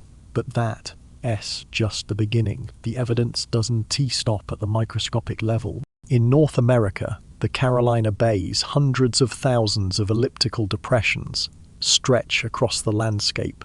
They all oriented in the same direction, as if something massive struck from the northeast, scattering debris and carving these features into the Earth. For decades, their origin was debated, but recent studies suggest they are another piece of the puzzle, evidence of an impact event powerful enough to reshape the land. And then there's Greenland. Beneath the Hiawatha Glacier, scientists recently identified a massive impact crater buried under ice. It spans over 31 kilometers and dates to roughly the same period, 12,900 years ago. If this impact happened, it would have struck the thick Ice Age ice sheets, instantly vaporizing trillions of tons of ice and rock, triggering massive flooding and catastrophic climate disruption. Now, imagine what that would have looked like. Ice sheets miles thick collapsing in an instant, unleashing unimaginable torrents of water, entire regions drowning in days. An asteroid or comet exploding in the atmosphere, sending shockwaves across continents, igniting wildfires that burned for weeks. Plumes of ash and debris choking the skies, blocking the sun, plunging the Earth back into frigid darkness. Tsunamis hundreds of feet high racing across oceans, obliterating everything in their path. This wasn't a local disaster. It was an extinction-level event on a global scale, and the data confirms the aftermath. Dozens of megafauna species, mammoths, saber-toothed cats, giant ground sloths, all vanished during this period. The genetic records of human populations show dramatic declines, suggesting that these catastrophes decimated communities worldwide. Archaeological sites from this time often show gaps in continuous occupation, as if the people living there simply disappeared. If advanced coastal civilizations existed during this period, they would have been in the worst possible place, sea level. The very locations most impacted by rising seas, tsunamis, and flooding. Their cities, their monuments, their knowledge, all of it would have been washed away, buried under sediment, or submerged beneath the ocean. What little survived would have been scattered, fragments preserved in myths and oral traditions. And yet those fragments are everywhere. Flood deposits from this time contain jumbled layers of marine fossils, human artifacts, and ship remains, all mixed together in ways that suggest sudden, catastrophic flooding. Ancient legends from cultures across the world describe these events in vivid detail. Floods that covered mountains, fires that rained from the sky, worlds that ended in a single day and night. But if the evidence is so compelling, why isn't it the centerpiece of historical study? Why isn't this taught as the defining moment that shaped human prehistory? The answer lies in the way we approach the past. Modern academia has long favored gradualism, the belief that change happens slowly over time. The idea of sudden, catastrophic events rewrites that narrative. It forces a rethinking of geological and evolutionary theory. It threatens established timelines, textbooks, and reputations. And yet, the scars remain. They tell a story that cannot be ignored. The catastrophe that struck the Earth 12,900 years ago wasn't just a myth. It wasn't an exaggeration. It happened. The survivors left warnings in their stories, their monuments, their traditions. They wanted us to remember, to learn, to prepare. But we forgot. And now, as we connect these ancient scars to Plato's account of Atlantis, we reforced to ask, how could so much evidence, so many stories, so many warnings be dismissed for so long? And why has this knowledge remained on the fringes of academic study? It's time to uncover the truth, because the scars on the Earth tell us more than just what happened. They tell us what we lost and what we at risk of losing again. Why is it that certain ideas about our past, ideas supported by evidence, ideas that challenge mainstream narratives, are so often dismissed, ignored, or outright ridiculed? Why do discoveries that could rewrite history seem to vanish from public discourse, funding, and institutional support? The answer lies in a complex web of skepticism, paradigms, and institutional inertia. Let's start with the legitimate concerns. Alternative theories about ancient civilizations have been tainted by pseudoscience and sensationalism. Some proponents make bold claims with little evidence, weaving elaborate stories that sound more like science fiction than history. These exaggerations have damaged the credibility of serious researchers in this field. Academic rigor requires skepticism. It is what separates science from speculation. Not every ancient artifact is evidence of advanced technology, and not every underwater structure is a lost city. But skepticism has its limits. When it crosses into dogmatism, the pursuit of truth is replaced by a defense of established ideas. And this is where the problem begins. Every academic field operates within a paradigm, a framework of accepted theories and timelines that shapes how evidence is interpreted. In archaeology, the dominant paradigm is neo-evolutionist, the idea that human civilization developed linearly, beginning with hunter-gatherers, progressing to simple farming societies, and culminating in complex civilizations around 6,000 to 10,000 years ago. This framework has been the foundation of archaeological study for over a century. But what happens when evidence doesn't fit the framework? What happens when discoveries suggest advanced civilizations existed earlier than the paradigm allows? Göbekli Tepe in Turkey is a perfect example. Discovered in the 1960s, it's a massive temple complex with intricately carved pillars arranged in circles. The site's sophistication stunned archaeologists. But because complex structures weren't supposed to exist that far back in time, it was dismissed as medieval, or at most a few thousand years old. Only when carbon dating in the 1990s proved it was built around 9500 BCE, thousands of years before Stonehenge or the pyramids, did mainstream archaeology accept its age. Even then, Göbekli Tepe was treated as an anomaly, an outlier, rather than evidence that the timeline of human civilization needed re-evaluation. This resistance isn't unique to archaeology. History is full of paradigm shifts that were met with fierce opposition. Continental drift was ridiculed for decades before plate tectonics became accepted. The idea that asteroids caused mass extinctions was mocked until the discovery of the Chicxulub impact crater proved otherwise. Heliocentrism, the idea that the Earth orbits the Sun, was heresy until it wasn't. Every major shift in understanding faces resistance, not because the evidence is weak, but because accepting it requires letting go of deeply ingrained beliefs. Paradigm paralysis, The inability to change frameworks in the face of new evidence is a powerful force, but in archaeology, the resistance goes beyond skepticism. It becomes suppression.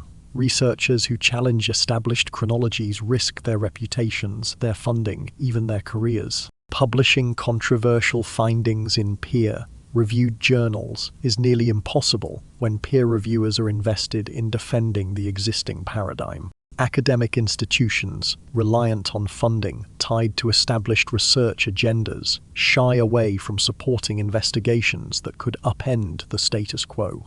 And then there are the mechanisms of suppression. Alternative researchers, no matter how credentialed, are often dismissed as pseudoscientists. Television documentaries exploring these topics are labelled entertainment, not science. Funding for excavations at anomalous sites is denied or withdrawn. Most critically, sites that might provide evidence of advanced prehistoric civilizations are sometimes deliberately not excavated. Take the case of the underwater structures discovered off the coast of India. In 2001, sonar surveys revealed geometric patterns on the seabed near the Gulf of Kambat, structures that appeared artificial and ancient. Initial excitement spurred investigations, and artifacts recovered from the site were dated to over 9,000 years ago. If true, this would make these structures older than the pyramids, older than any known civilization in India. But then the funding dried up, academic support evaporated. The findings were dismissed by scholars who had never visited the site. Reports were quietly shelved. The site remains unexplored to this day, its potential significance ignored. Why? Because accepting evidence of advanced civilizations from 9,000 years ago would mean rewriting textbooks, revising timelines, and admitting that the linear progression of civilization is, at best, incomplete. This resistance isn't always about the evidence itself. It's about what the evidence implies. Accepting it would mean acknowledging that our understanding of human history is flawed. It would mean admitting that civilizations capable of extraordinary achievements existed long before the accepted timeline allows. It would mean confronting the possibility that we've underestimated not just our ancestors, but the fragility of human knowledge. Sometimes the institutional investment in being right outweighs the scientific commitment to finding the truth. So what happens to the evidence that doesn't fit? It dismissed, reinterpreted, or left to gather dust in archives. Careers are ended, funding disappears, and eventually everyone forgets. Scientists found evidence of advanced prehistoric civilizations. Then their funding disappeared. Then their careers ended. Then everyone forgot. What happened? Maybe it's time we start asking why. If the evidence is so threatening to established paradigms, perhaps that's all the more reason to take it seriously. And if academia won tea, then perhaps we should turn to ancient texts and traditions, stories and records that may hold the clues academia refuses to see. In the cool, stone-walled temples of ancient Egypt, knowledge was sacred. It wasn't handed out freely. It was guarded, locked away behind rituals and initiations.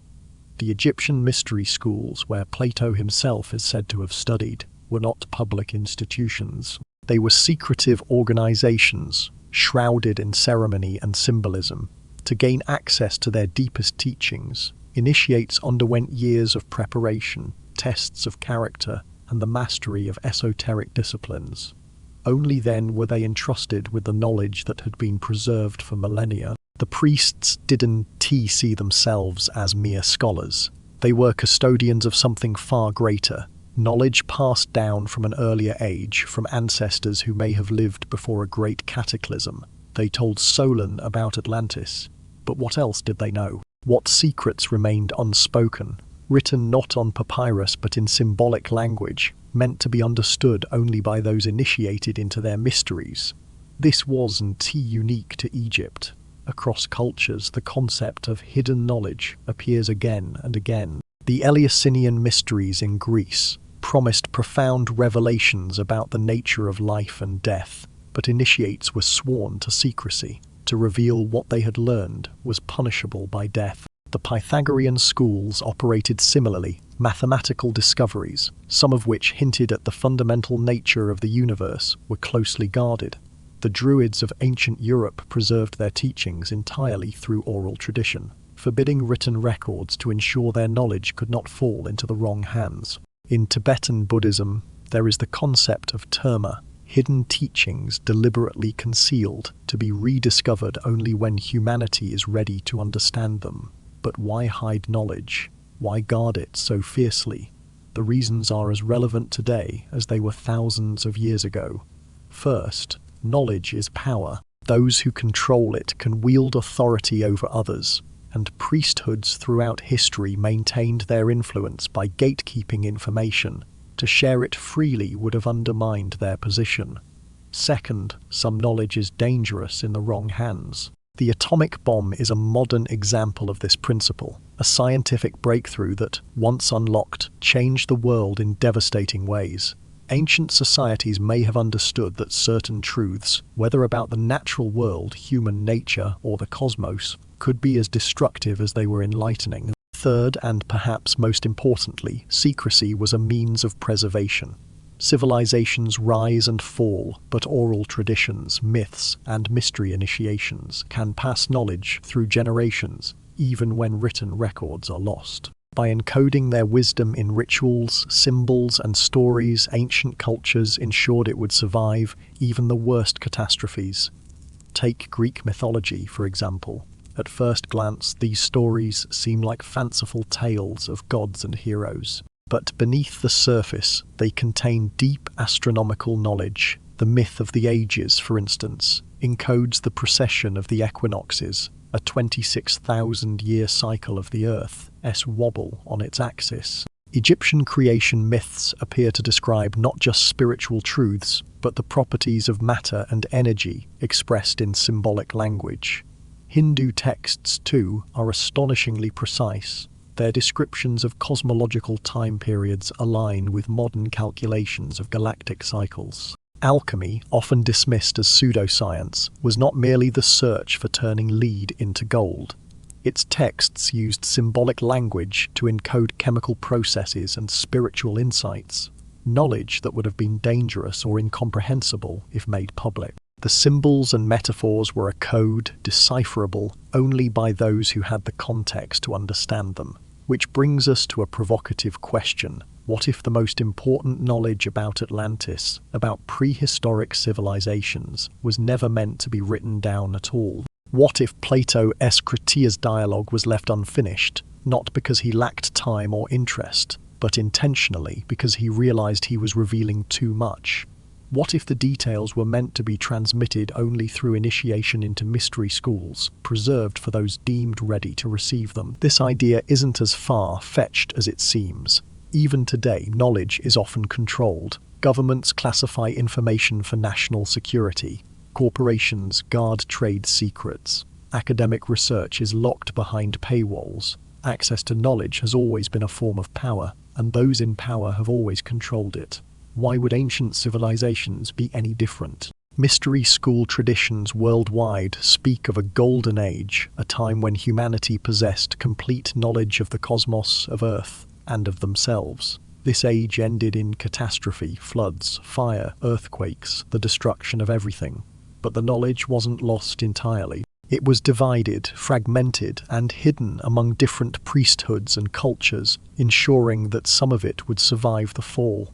This may explain why so many disconnected cultures, Egyptians, Sumerians, Hindus, preserved pieces of the same puzzle. They weren't inventing their knowledge independently. They were safeguarding fragments of an older, unified whole. Could some of this knowledge still exist, hidden in plain sight? It's possible. Some secret societies and mystery traditions claim unbroken lineages stretching back thousands of years. They argue that their teachings are remnants of the wisdom preserved after the fall of the last great civilization. If true, this might explain why certain symbols, pyramids, serpents, stars appear again and again across time and cultures. Encoded knowledge doesn't just belong to the past. It might still be with us, waiting for humanity to be ready to receive it again. The question is, are we ready now? The ancient priests knew things they wouldn't write down, things they'd die before revealing, things that may still surround us, hidden in the symbols we see every day, but fail to understand. It's not just about what's lost, it's about what's been waiting. We've examined the evidence, the resistance, and the secrecy. Now it's time to confront the central question: what actually happened to Atlantis? And what does that mean for us today? When you step back and look at the evidence, a pattern begins to emerge, one that challenges everything we thought we knew about human history. It's not a simple story of myth or fiction. It's a story of survival, of knowledge preserved in fragments, and of a civilization that may have been far more advanced than we've ever imagined. The evidence points to a real advanced civilization that existed during the Late Ice Age around 12,000 years ago. This wasn't a single unified empire stretching across the globe. Instead, it was likely a network of maritime trading cultures, connected by the sea, thriving along coastlines that are now underwater. These people understood astronomy, mathematics, navigation, and construction techniques that seem impossible by the standards of their time. But impossible only means we underestimated them. Then, the Younger Dryas event struck. Around 12,900 years ago, the Earth was hit by a sudden and catastrophic climate shift, whether caused by a comet impact, a volcanic super-eruption, or some other disaster. The result was the same: rapid cooling, massive flooding, and the collapse of ecosystems. Coastal cities where this advanced civilization was concentrated were hit hardest. Sea levels rose dramatically over the following centuries, submerging their settlements beneath hundreds of feet of water. What wasn't drowned was buried under layers of sediment, erasing nearly all physical evidence of their existence. But not everything was lost. Survivors scattered to higher ground, carrying fragments of their knowledge with them. These fragments became the seeds of later civilizations. This explains why ancient cultures around the world, Egyptians, Sumerians, Mayans, and others, seem to appear suddenly already possessing advanced skills in astronomy, engineering, and mathematics.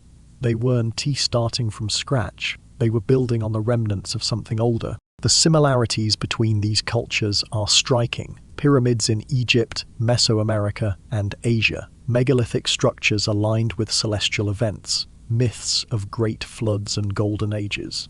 These aren't coincidences. They re-echoes of a shared past preserved by survivors who passed down their knowledge through oral traditions, myths, and monumental architecture. The flood legends aren't exaggerations. They re-memories of real events passed down through generations. They describe the destruction of coastal civilizations by rising seas and catastrophic floods. They tell us what happened, even if the details have been blurred by time. So why isn't this theory mainstream? Because accepting it would require rewriting much of what we think we know about prehistory. It would mean admitting that civilization didn't begin 6,000 years ago with Sumer, but much earlier. It would mean acknowledging that knowledge can be lost and later rediscovered. It would mean taking oral traditions seriously as historical records. These aren't small adjustments. They re-paradigm shifts. The pattern that emerges is both sobering and hopeful. Civilizations rise, become advanced, and then fall, often due to environmental catastrophe. But knowledge survives in fragments, allowing future civilizations to rebuild. We're not the first advanced global civilization, but we might be the first with the technology to prevent our own catastrophic destruction if we learn from the past. Atlantis was just a city. It was an entire chapter of human history, a chapter we forgot because everyone who could read it drowned until now. The evidence is everywhere if we're willing to see it. But the story is over. What lessons does Atlantis hold for us today? Are we repeating the same mistakes? To answer these questions, we must look at the risks we face now and what we can do to avoid becoming the next forgotten civilization. Beneath the waves, where sunlight fades into the deep, lie the remnants of a world we've forgotten. Massive stones, carved and arranged with purpose, sit in silence, their makers long gone. These ruins, scattered across the ocean floor, whisper stories of civilizations that once thrived, built, and dreamed, only to be swallowed by time and water. They are messages from our ancestors, preserved in stone, waiting for us to listen. Let us begin our dive in the waters off Yonaguni, Japan. Here, submerged beneath the Pacific, are structures that defy easy explanation. Stepped terraces, flat platforms, sharp edges, and what appear to be carved channels stretch across the seabed. Some researchers argue these features are natural formations, the result of erosion and geological processes. But others point to the precision of the angles, the geometry of the design, the apparent ceremonial platforms, all of which suggest human hands were involved. If these structures are artificial, their construction would have required advanced planning, organized labor, and an understanding of engineering. They sit at depths, indicating they were built when sea levels were much lower, perhaps over 10,000 years ago during the last ice age. Whether natural or modified, Yonaguni challenges the boundaries of what we think we know about human prehistory. Next, we travel to the coast of Gujarat, India, where in 2001, researchers using scan sonar uncovered an extraordinary site beneath the Gulf of Kamat. The sonar revealed extensive geometric patterns, grid-like layouts resembling city plans, complete with what appear to be fortifications and rectangular structures. Artifacts recovered from the site, including pottery fragments and human remains, were carbon, dated to over 9,500 years ago. If these dates are accurate, this site predates both Mesopotamia and Egypt, rewriting the timeline of urban development. Yet the site remains largely unexplored, its potential significance dismissed by many as too radical to consider. And then, in the heart of the Mediterranean, we find the partially submerged megalithic temples of Malta. These immense structures, some of the oldest freestanding stone buildings in the world, feature intricate carvings, astronomical alignments, and engineering techniques that baffle modern architects.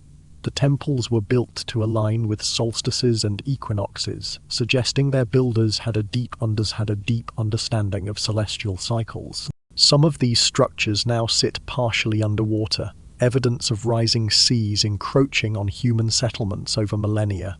What do these ruins tell us about the people who built them? First, they were not primitive. They were skilled engineers, astronomers, and mathematicians. Moving stones weighing tens of tons required not only sophisticated tools, but also coordinated labor and careful planning. Hallmarks of hierarchical societies capable of organizing large-scale projects. The precision of their celestial alignments reveals a deep connection to the skies, their monuments serving as both calendars and sacred spaces.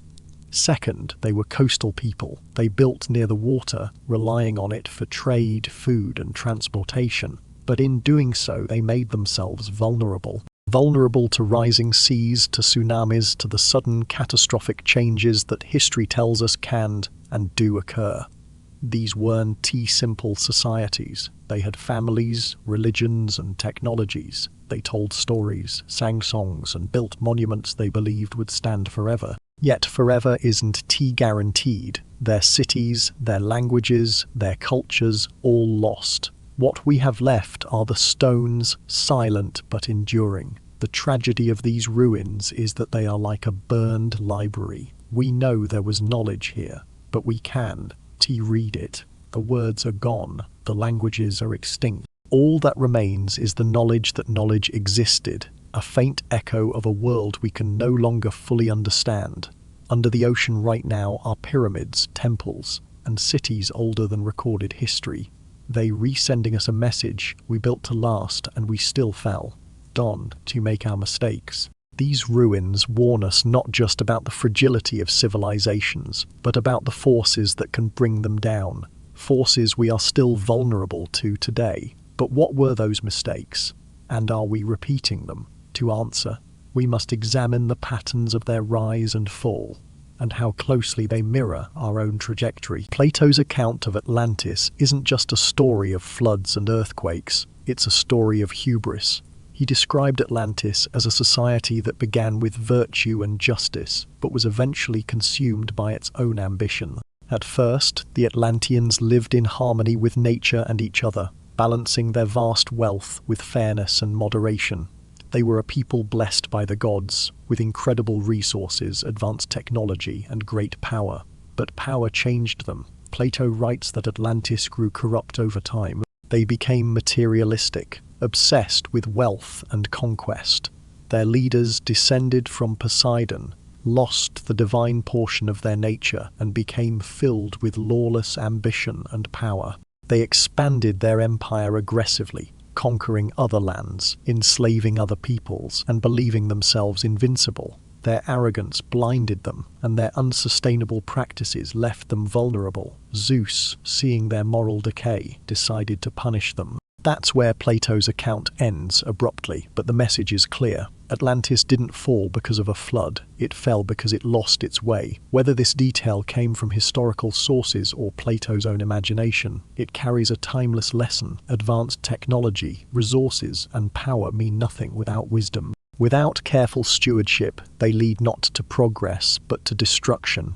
This pattern isn't unique to Atlantis. History is littered with civilizations that rose to power, only to collapse under the weight of their own excesses. Rome was not brought down by barbarian invasions alone, it crumbled from within. Moral decay, political corruption, economic inequality, and overextension made it vulnerable. The same is true of the Maya. Their cities were marvels of engineering and culture, but they overexploited their resources. Deforestation, soil depletion, and prolonged droughts led to starvation and societal collapse. They fell not because of an external enemy, but because their environment could no longer sustain them. And then there's Easter Island. The people of Rapa Nui built massive stone statues, the moai, that still stand as testaments to their ambition. But the cost was deforestation on a catastrophic scale. Without trees, they couldn't build canoes or maintain their way of life. Their society collapsed into warfare and famine. They had the ingenuity to build wonders, but not the foresight to sustain their resources. The mistakes of pride are always the same. Overexploitation of resources, cutting down forests, overfishing oceans, exhausting the soil, ignoring environmental warnings, assuming nature will always provide, believing that technology can solve any problem, no matter how reckless the behavior. Prioritizing short-term wealth over long-term survival. And the most dangerous belief of all, thinking they were too advanced to fail. Sound familiar? Modern civilization has achieved incredible things. We've mapped the stars, harnessed nuclear energy, and created global networks of trade and communication. But we're also depleting forests and oceans faster than they can recover. We're altering the climate, triggering heat waves, floods, and rising seas. We're consuming resources at unsustainable rates, assuming that technology will always find a way to save us. We believe that collapse only happens to others, less advanced, less sophisticated societies.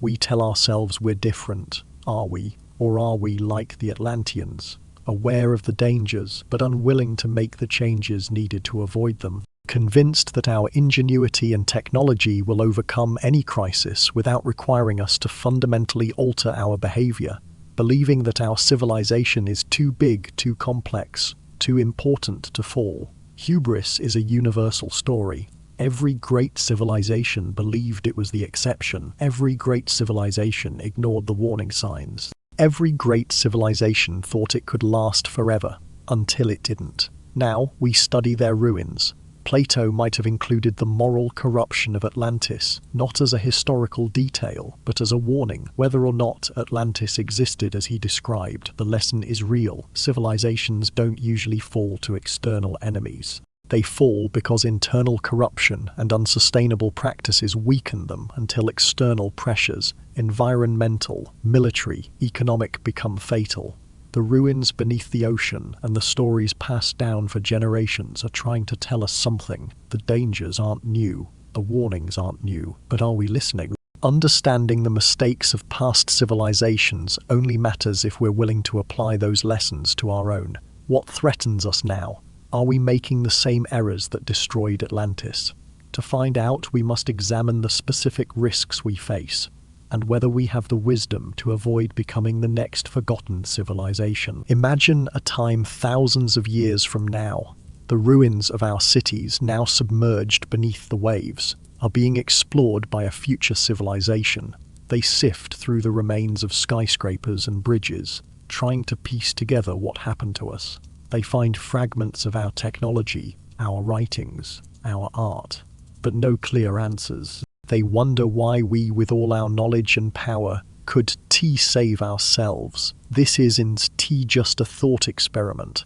It's a warning, because we are living in what could be called our Atlantis moment, a time of extraordinary achievement, but also extraordinary vulnerability. The parallels between our world and the stories of Atlantis are striking, and they demand our attention. Atlantis, according to Plato, was brought down by a combination of environmental catastrophe and human arrogance.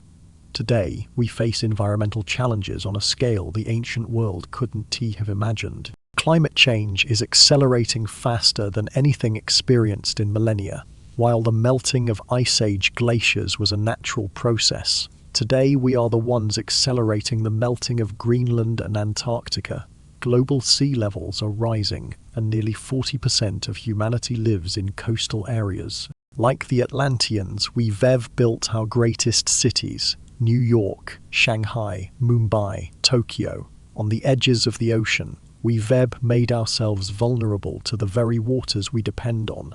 Resource depletion is another parallel. Ancient civilizations collapsed when they exhausted the land, overfished the seas, or deforested their surroundings. Today we are consuming resources at an unprecedented rate. Rainforests are disappearing, fisheries are collapsing, and fertile soil is being degraded faster than it can regenerate. Our modern tools allow us to extract resources on a global scale, but they also blind us to the limits of what the Earth can give. Population concentration is another shared vulnerability. Just as Atlantis and other ancient coastal societies concentrated people and resources in areas prone to disaster, we've done the same. Most of the world's megacities are coastal, placing billions of people at risk from flooding, hurricanes, and tsunamis. But perhaps the most chilling parallel is the centralization of knowledge. The Atlanteans, if they existed, lost their history, their science, and their wisdom when their coastal cities were destroyed. Today, our knowledge is concentrated in fragile systems, data centers, cloud servers, and the internet. These systems are vulnerable to cyber attacks, electromagnetic pulses, and natural disasters. A single solar flare could take down global communication networks. How much of our knowledge would survive if those systems failed? Could we rebuild, or would we regress into a new dark age? Think about it. Most of us could make a simple tool, grow food, purify water, or navigate without GPS. We are more dependent on our technology than any civilization before us. If we lost access to that technology, even temporarily, how would we survive? How much would we lose? Perhaps the cycle of rising and falling civilizations is a bug in human history. It's a feature. Perhaps humanity must periodically collapse and rebuild, each time starting over, but carrying forward fragments of what came before. What if Atlantis isn't just a story about a lost civilization, but a warning from our ancestors about how fragile even the most advanced societies can be?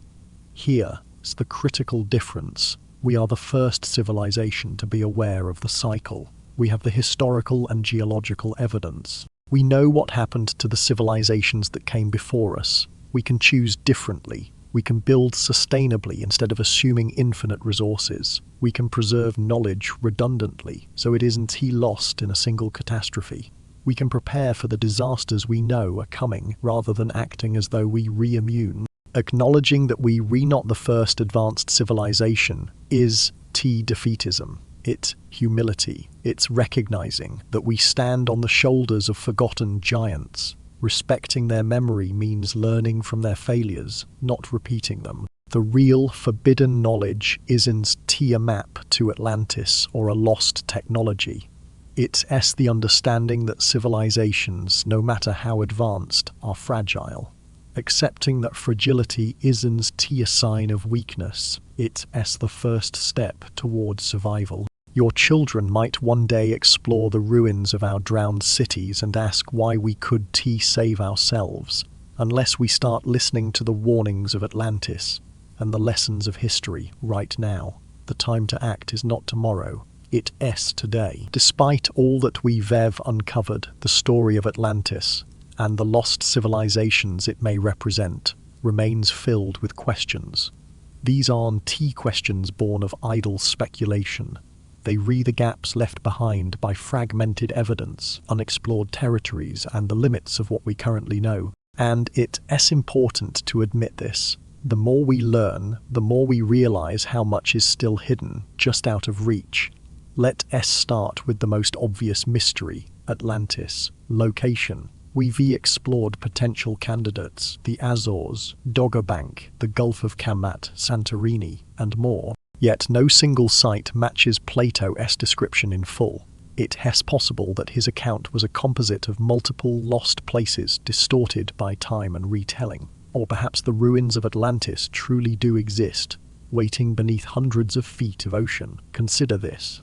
The majority of Earth's ocean floor remains unexplored. Thousands of square miles of submerged coastlines, once above water during the Ice Age, are now hidden beneath layers of silt and sediment. Even with advanced sonar and underwater robotics, locating ruins in such vastness is like searching for a single grain of sand in a desert. If Atlantis is there, it is buried deep in the forgotten corners of our planet. Then there is the question of their technology. The evidence we've reviewed, precision stonework, astronomical alignments, and artifacts like the Antikythera mechanism, suggests they possessed knowledge that rivaled or even surpassed our own in certain areas. But how did they achieve it? Did they prioritize a completely different path of technological development than we have? Did they harness forms of energy or materials that left no trace in the archaeological record? Or are we overinterpreting their capabilities, projecting our own desires to see advanced technology onto their achievements? The answers remain elusive, hidden alongside the ruins. A third mystery lies in the transmission of knowledge. If Atlantis, or any advanced prehistoric civilization, existed, how did their knowledge survive their destruction? We see echoes of it in later cultures. The sudden sophistication of Sumerians, Egyptians, and Mayans, the alignment of ancient sites to celestial events, and the mathematical principles encoded in megalithic structures. But how was this knowledge passed on? Did survivors carry it orally from place to place? Was it deliberately encoded in myths and rituals? Were fragments of it preserved in artifacts or sacred texts that have since been lost? We don't yet have a clear picture of how the wisdom of a drowned civilization could scatter and seed the great cultures that followed, and what of their destruction. While we have compelling evidence of a global catastrophe around 12,000 years ago, the Younger Dryas event, its exact cause, is still debated. Was it a comet impact, a volcanic eruption, a sudden shift in Earth's crust, or a combination of factors? Each theory has merit, but no single explanation has unified all the evidence. The cause of Atlantis' fall and of the global floods that appear in myths worldwide remains one of history's most tantalizing puzzles. Perhaps the most haunting question of all is this: what knowledge was lost? If there was a civilization capable of advanced engineering, astronomy, and mathematics, what else might they have known that we don't? Did they develop sustainable technologies we've yet to rediscover? Did they understand the Earth's systems, its climate, resources, and cycles, in ways we've forgotten? Did they possess medical treatments, social organization methods, or even philosophical insights that could have changed the course of our history? The tragedy of lost knowledge is that we'll never know what could have been. What secrets sank with Atlantis, never to rise again? The persistence of these mysteries isn't just a failure of imagination. It's a reflection of the challenges we face in studying the deep past. Funding for alternative archaeology is limited. Most research focuses on known historical periods, not the vast stretches of prehistory that remain terra incognita. Underwater exploration is expensive and logistically challenging, and academic resistance to revising established timelines still slows progress. Add to this the sheer scale of unexplored Earth, submerged coastlines, buried ruins, unexamined artifacts, and it's no surprise that so many questions remain unanswered. But here's the thing about science, it thrives on mystery. Admitting what we don't know isn't a sign of weakness, it's the foundation of curiosity. Saying we don't know yet is what separates genuine inquiry from pseudoscience. We don't know doesn't mean it didn't happen.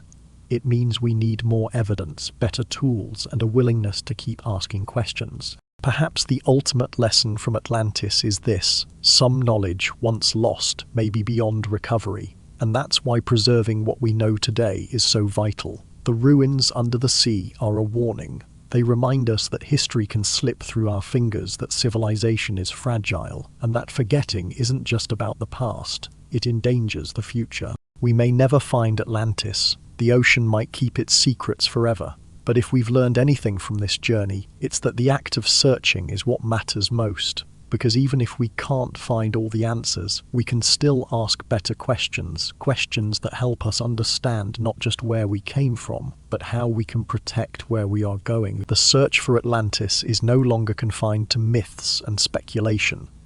Every year, new technologies bring us closer to uncovering the truth, closer to the answers that have eluded humanity for millennia. What was once an impossible dream, finding definitive proof of advanced prehistoric civilizations, is gradually becoming plausible.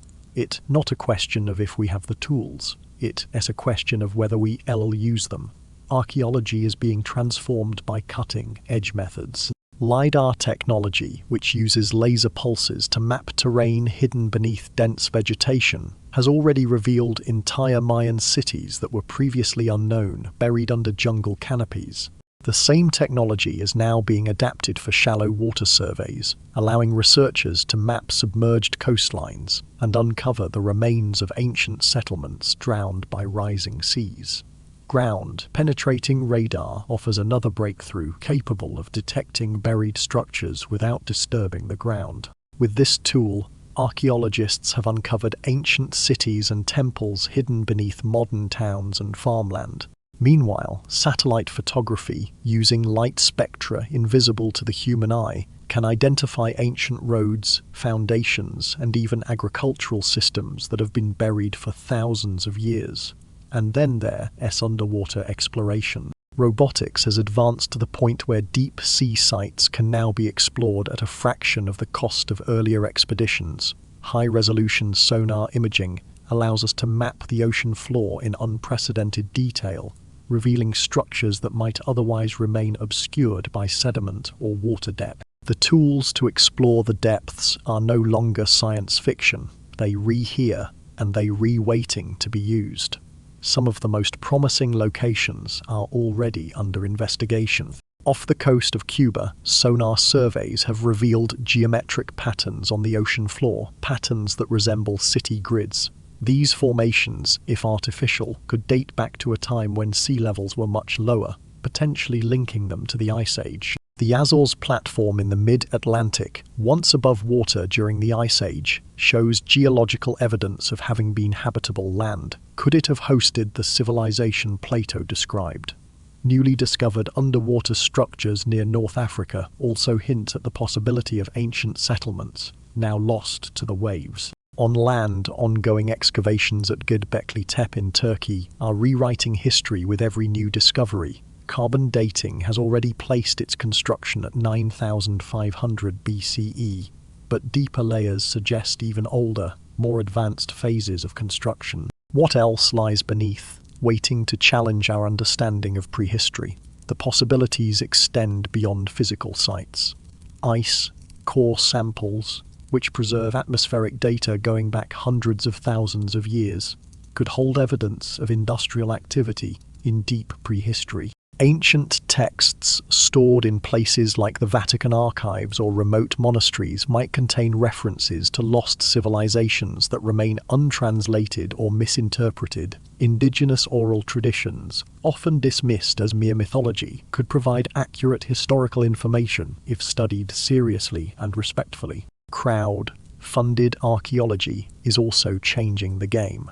Traditional funding tends to favor safe, mainstream projects, but new models allow enthusiasts to directly support alternative investigations. This democratization of research bypasses institutional gatekeeping and opens the door to exploring unconventional ideas. Private expeditions, too, are gaining momentum. Figures like James Cameron have already funded deep sea explorations, and private wealth is increasingly being used to investigate controversial sites. While this has its risks, such as lack of peer review, it also offers freedom to explore areas that traditional academia often avoids. Imagine if finding Atlantis or proving the existence of advanced prehistoric civilizations became a global priority on the level of space exploration.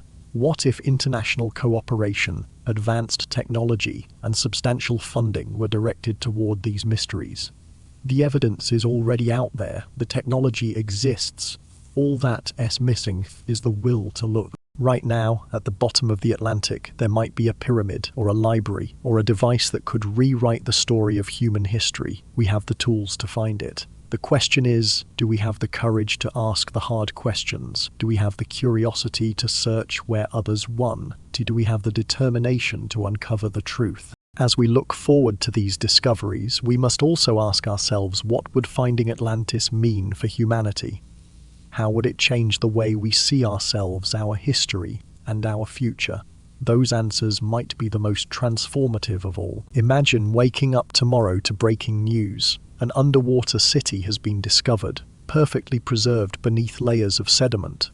The ruins date back over 12,000 years, and they show undeniable evidence of advanced engineering, complex writing systems, and knowledge far beyond what we thought possible for that time. Artifacts are recovered, translated, and verified. The world now knows Atlantis, or something like it, was real. What happens next? The academic world would be thrown into chaos. Textbooks would need rewriting. Established archaeological timelines, carefully constructed over decades, would collapse like a house of cards. Entire theories about the linear progression of human civilization, from primitive hunter-gatherers to modern societies, would need to be redefined. PhDs, research papers, and entire careers built on the current narrative would become obsolete overnight. It is no wonder that many resist the possibility of Atlantis being real. Accepting it would mean unlearning much of what we think we know, but the implications wouldn't stop there. Beyond academia, finding Atlantis would shake the foundations of culture and identity. Oral traditions and ancient texts, often dismissed as mythology or allegory, would suddenly be validated. Indigenous peoples and traditional cultures who have long maintained that their legends are histories would be vindicated. These stories, passed down for thousands of years, would no longer be seen as mere folklore, but as evidence of the resilience of human memory. And what about the terrifying lesson Atlantis teaches? If an advanced civilization reached great heights and then disappeared, leaving almost no trace, it proves that collapse isn't just theoretical. It's possible. If it happened to them, it could happen to us. That knowledge could paralyze us with fear, or it could motivate us to change course, to build more sustainably, to preserve what we've ever achieved so we don't share the same fate. Finding Atlantis would also raise profound questions about lost knowledge. What did they know that we don't? Could their understanding of medicine, energy, or social organization surpass ours?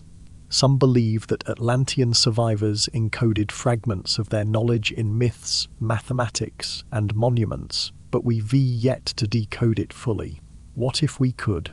What if rediscovering their wisdom could help us address the challenges we face today? More profoundly, Atlantis would unite humanity in a shared story. If all cultures carry fragments of this lost civilization, then we are all descendants of survivors. The idea that we share a common origin might reduce the divisions of nation, tribe, and race. It might remind us that our differences are small compared to the challenges we face as a species. But Atlantis would also force us to rethink our assumptions about progress. We've been taught that civilization moves in a straight line, primitive to advanced, simple to complex. But if advanced civilizations can rise, fall, and be forgotten, progress becomes a fragile, temporary thing. It's no longer guaranteed. We need a new model for understanding history, one that accounts for cycles of rise, collapse, and renewal. And then there are the uncomfortable possibilities. What if Atlantis' destruction was just environmental or accidental? What if they contributed to their own downfall? Could their advanced technologies have been dangerous? Tools of war, experiments gone wrong, or systems that outpaced their creators' ability to control them? Rediscovering such knowledge could be a double-edged sword, offering both solutions and risks. The real significance of finding Atlantis wouldn't just be about history, it would be about how we see ourselves. It would force us to confront our fragility and ambition, our brilliance and our flaws. It would remind us that we were not the first advanced civilization, and if we were not careful, we won. Be the last to fall. Finding Atlantis would just rewrite history books. It would rewrite how we think about humanity, what we were capable of, how easily we can lose it all, and what we must do to ensure that our story doesn't end the same way. The search for Atlantis isn't just about the past. It's about who we are now and who we want to become. After everything we've explored, a picture begins to emerge, not perfectly clear, but vivid enough to challenge the way we think about our past. Atlantis may not have been a single perfect island, but the evidence strongly suggests it was something far greater, an entire forgotten chapter of human history. A network of advanced civilizations thriving along the coasts of a world that looked very different than it does today. Coasts now deep beneath the ocean. Let's start with the historical accounts. Across the globe, we find eerily similar stories, civilizations destroyed by massive floods. From Plato's Atlantis to the Sumerian epic of Gilgamesh, from Hindu texts describing the Great Flood of Manu to the countless indigenous flood legends of the Americas, Australia, and beyond, these aren't isolated myths. They memories, fragments of a global event that left its mark on every culture that survived. Could they all be exaggerations, coincidences, or are they the echoes of a shared reality? Then there's the geological evidence. Around 12,900 years ago, the Earth experienced the Younger Dryas, a sudden and dramatic climate shift, whether triggered by a comet impact, volcanic activity, or another catastrophe. The result was rapid cooling, wildfires, and environmental chaos. This period ended just as abruptly 1,300 years later, around 11,600 years ago, with massive warming and the collapse of Ice Age glaciers. Sea levels rose by hundreds of feet, inundating vast stretches of land. These weren't gradual changes. They were catastrophic, drowning coastlines and submerging the places where humans had likely built their greatest cities. The archaeological anomalies paint an equally intriguing picture. Göbekli Tepe, built around 9,500 BCE, stands as a testament to advanced engineering and organization, long before mainstream timelines suggest sophistication should have existed. The Great Pyramid of Giza incorporates mathematical constants and precise alignments that defy the tools attributed to its builders. Underwater structures off the coasts of Japan, India, and Cuba hint at sunken settlements that predate recorded history. And then there are the impossible technologies, the Antikythera mechanism, the Baghdad battery, and the astronomical alignments encoded in ancient monuments worldwide. These weren't the works of primitive people stumbling toward progress. They were the achievements of a civilization, or civilizations, that understood far more than we've given them credit for. Astronomy and mathematics also tell their own story. Alignments to solstices, equinoxes, and specific stars appear across disconnected cultures. The Great Pyramid aligns nearly perfectly with cardinal directions. Mayan pyramids track celestial phenomena with precision. Stonehenge, Angkor Wat, and countless other sites demonstrate a deep understanding of the cosmos. How did these cultures, supposedly isolated and primitive, achieve such similar feats? The simplest explanation is that they inherited fragments of a shared knowledge passed down by survivors of a lost world. Now, bring all of this together. The preponderance of evidence suggests that during the late Ice Age, humanity was more advanced and interconnected than we've assumed. This wasn't a single unified empire, but rather a network of maritime cultures thriving along coastlines that are now underwater. These civilizations likely traded ideas, technologies, and resources, creating a web of influence that stretched across continents.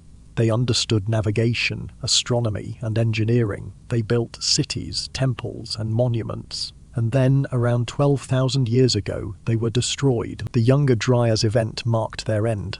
Rising seas swallowed their cities. Floodwaters erased their histories. Survivors carried fragments of their knowledge to higher ground, seeding the civilizations we now recognize as the firsts of human history. The sudden sophistication of Sumer, Egypt, and the Mayan world wasn't a miracle. It was a legacy. Plato's account of Atlantis likely represents one version of this story, passed down through Egyptian records, distorted over time, but rooted in truth. The specifics may be embellished or inaccurate, but the core truth, that an advanced civilization existed and was destroyed by flooding, is supported by evidence. Of course, uncertainties remain. We don't have definitive proof of Atlantis's exact location. We don't fully understand the scope of their technology. We can't be sure how much of the knowledge attributed to later cultures was inherited versus developed independently, but uncertainty isn't dismissal. The weight of evidence points clearly to a prehistoric civilization far more sophisticated than mainstream archaeology acknowledges.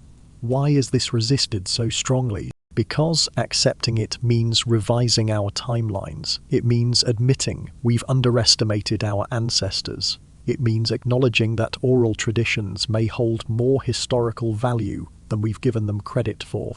It means confronting the idea that our civilization isn't the first to reach great heights, and that we too are vulnerable to the same forces that destroyed those before us. The debate shouldn't be, did Atlantis exist? It should be, what level of sophistication did prehistoric civilizations reach, and what can we learn from their collapse?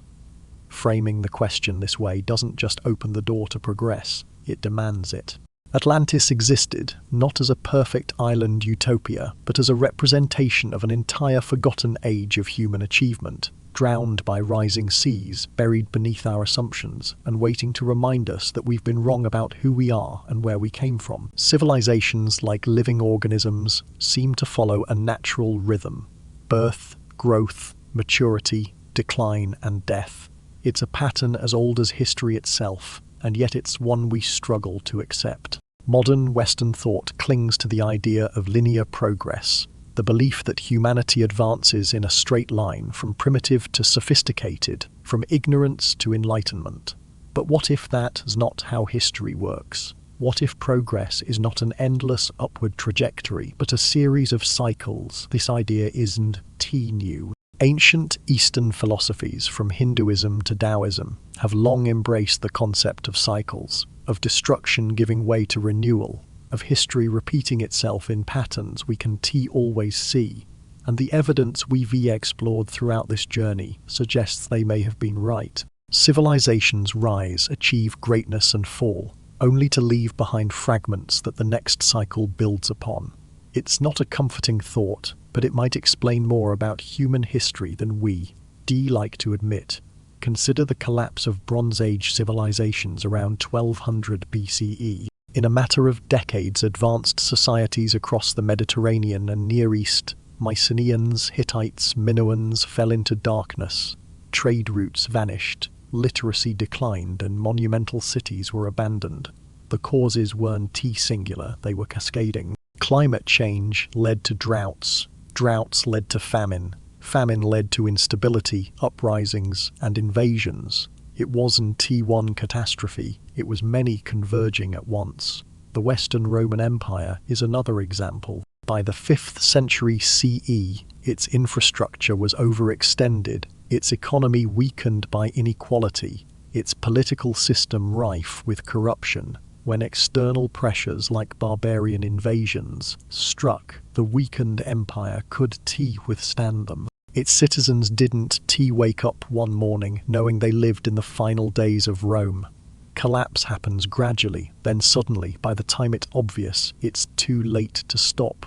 The classic Maya civilization collapsed around 900 CE. Once thriving cities were abandoned, their intricate calendars and astronomical knowledge lost to time. Overpopulation, resource depletion, and warfare contributed to their decline. And yet, the Maya didn't vanish. Their descendants still live in Central America, carrying fragments of their ancestors' knowledge, a reminder that collapse doesn't mean extinction, it means transformation.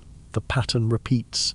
Civilizations fall not because of a single cause, but because of cascading failures. Environmental degradation, climate change, resource depletion, economic inequality leading to social unrest, overextension of infrastructure, loss of legitimacy in governing institutions. These weaknesses compound until external pressures, a drought, an invasion, a natural disaster, deliver the final blow. And here is the sobering truth: civilizations rarely recognize they collapsing while it's happening. The citizens of Rome didn't see the fall coming. The Maya could stop the unraveling of their society. The people of Atlantis, if they existed, might have seen the waters rising, the skies darkening, but they likely believed they had more time. Collapse feels impossible until it's inevitable. So what survives when civilizations fall? Simple technologies endure. Tools, farming techniques, methods of building, oral traditions and myths persist, passed down through generations. Genetic diversity ensures the survival of populations, even if their ways of life vanish. Adaptable groups willing to change and move have the best chance of enduring. But what doesn't survive? Complex interdependent systems collapse under their own weight. Written records on perishable materials disintegrate, leaving gaps in history. Specialized knowledge that depends on institutions like libraries, universities, or centralized governments is often lost.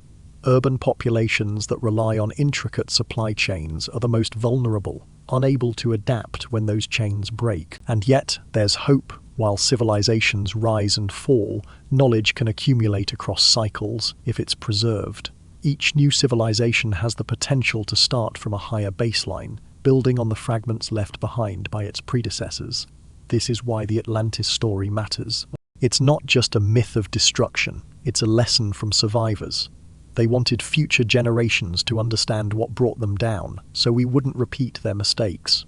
But here's the difference. We're the first civilization in history with the ability to break the cycle. We're the first with global communication networks, scientific understanding of our environment, and the ability to preserve knowledge almost indestructibly. We have satellites that can document Earth's surface. We have data storage that can survive disasters. We have the capacity to protect what we've learned from being lost.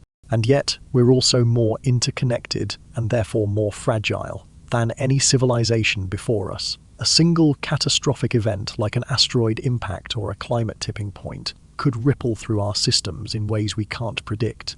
We have the tools to prepare, but only if we recognize the danger we're in. Perhaps the cycle of civilizations isn't determined by fate or gods. It's a reflection of human nature, our tendency towards short-term thinking, our difficulty maintaining institutions beyond a few generations, our ambition which drives innovation but also leads to overreach. Understanding this gives us agency. We can choose to prioritize sustainability over growth, resilience over efficiency, preservation over exploitation. Every civilization believes it's different, that it's special, that it will last forever. Ours isn't different. But for the first time, we know we're not different. That knowledge gives us a chance. Understanding the cycle is important, but what matters most is what we do with this understanding. Will we be the civilization that breaks the pattern, or will we become just another chapter in the cycle of rise and fall? That choice is ours, and it starts now. Every person watching this documentary lives in what we might call the time between. A moment suspended between the last great collapse and the next potential one. If the story of Atlantis is true, then we are the inheritors of a long history of rise and fall, of extraordinary achievements and devastating losses. This isn't the end of history, it's a chapter in a much longer story. The question is, what kind of chapter will we make it? We stand at a crossroads. The path we're on now is familiar. It's the path chosen by every great civilization before us that ultimately fell. We extract resources faster than they can replenish. We alter the climate in ways we can't fully predict or control. We concentrate our populations and infrastructure in vulnerable coastal cities, just as the Atlanteans may have done. We centralize knowledge in fragile systems, assuming that technology will solve our problems without addressing their root causes. And we continue to pursue short-term growth at the expense of long-term survival. But here's the thing, we can choose differently. The warnings of Atlantis give us a chance to rewrite the ending. The mistakes of the past don't have to be our mistakes. What does choosing differently mean? Practically, it means building systems that can withstand disruption. It means preserving knowledge in multiple formats and locations, so that no single disaster, flood, or power outage can erase what we've learned. It means teaching basic survival skills alongside advanced technologies, ensuring that future generations can adapt no matter what happens. It means designing communities that are resilient, able to function with or without global supply chains. And it means treating climate change and environmental protection not as optional luxuries, but as existential imperatives. Culturally, it means respecting the knowledge of those who came before us. Indigenous wisdom, oral traditions, and ancient stories aren't relics of the past, they're guideposts for the future. It means maintaining humility about our place in history, recognizing that we're not the pinnacle of human achievement, but a link in a much longer chain. It means prioritizing long-term thinking over short-term profits, even when it's difficult. Philosophically, it means accepting a simple but profound truth. We are part of nature, not its masters.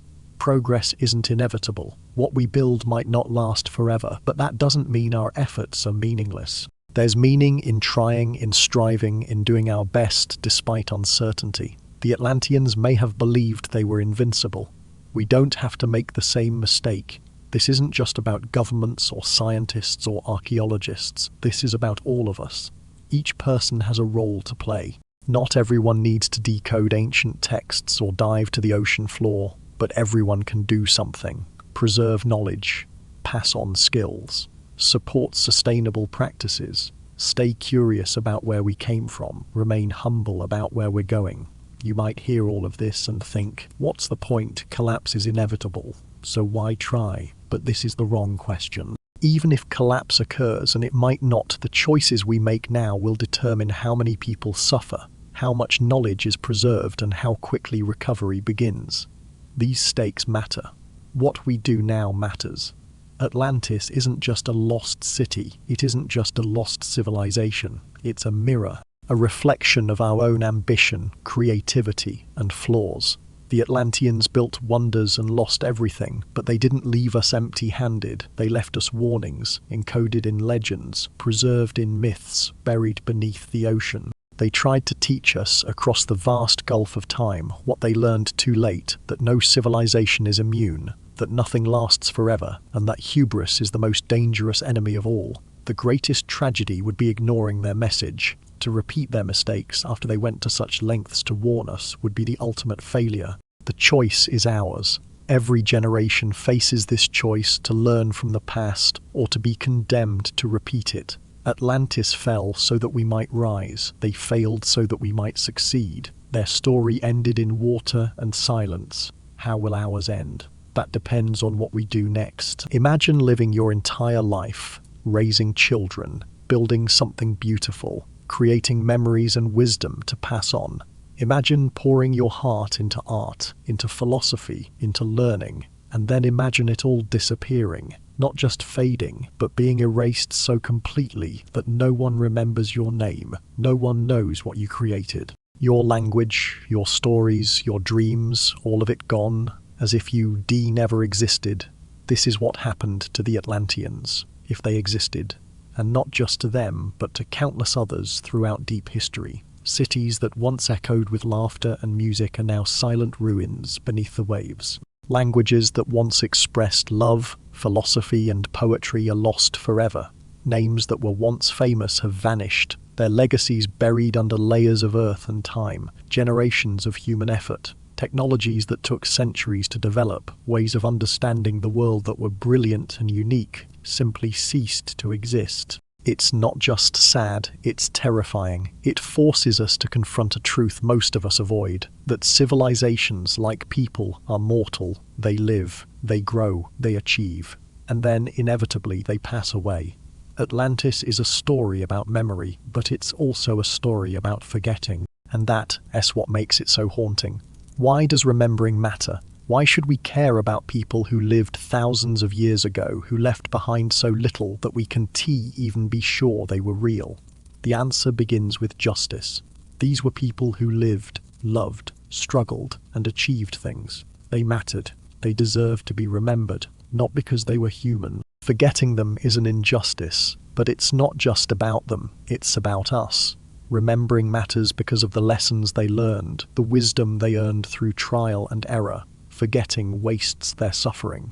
If they made mistakes that destroyed them, and if we forget those mistakes, we're doomed to repeat them. Remembering is how we honor their struggle and learn from it.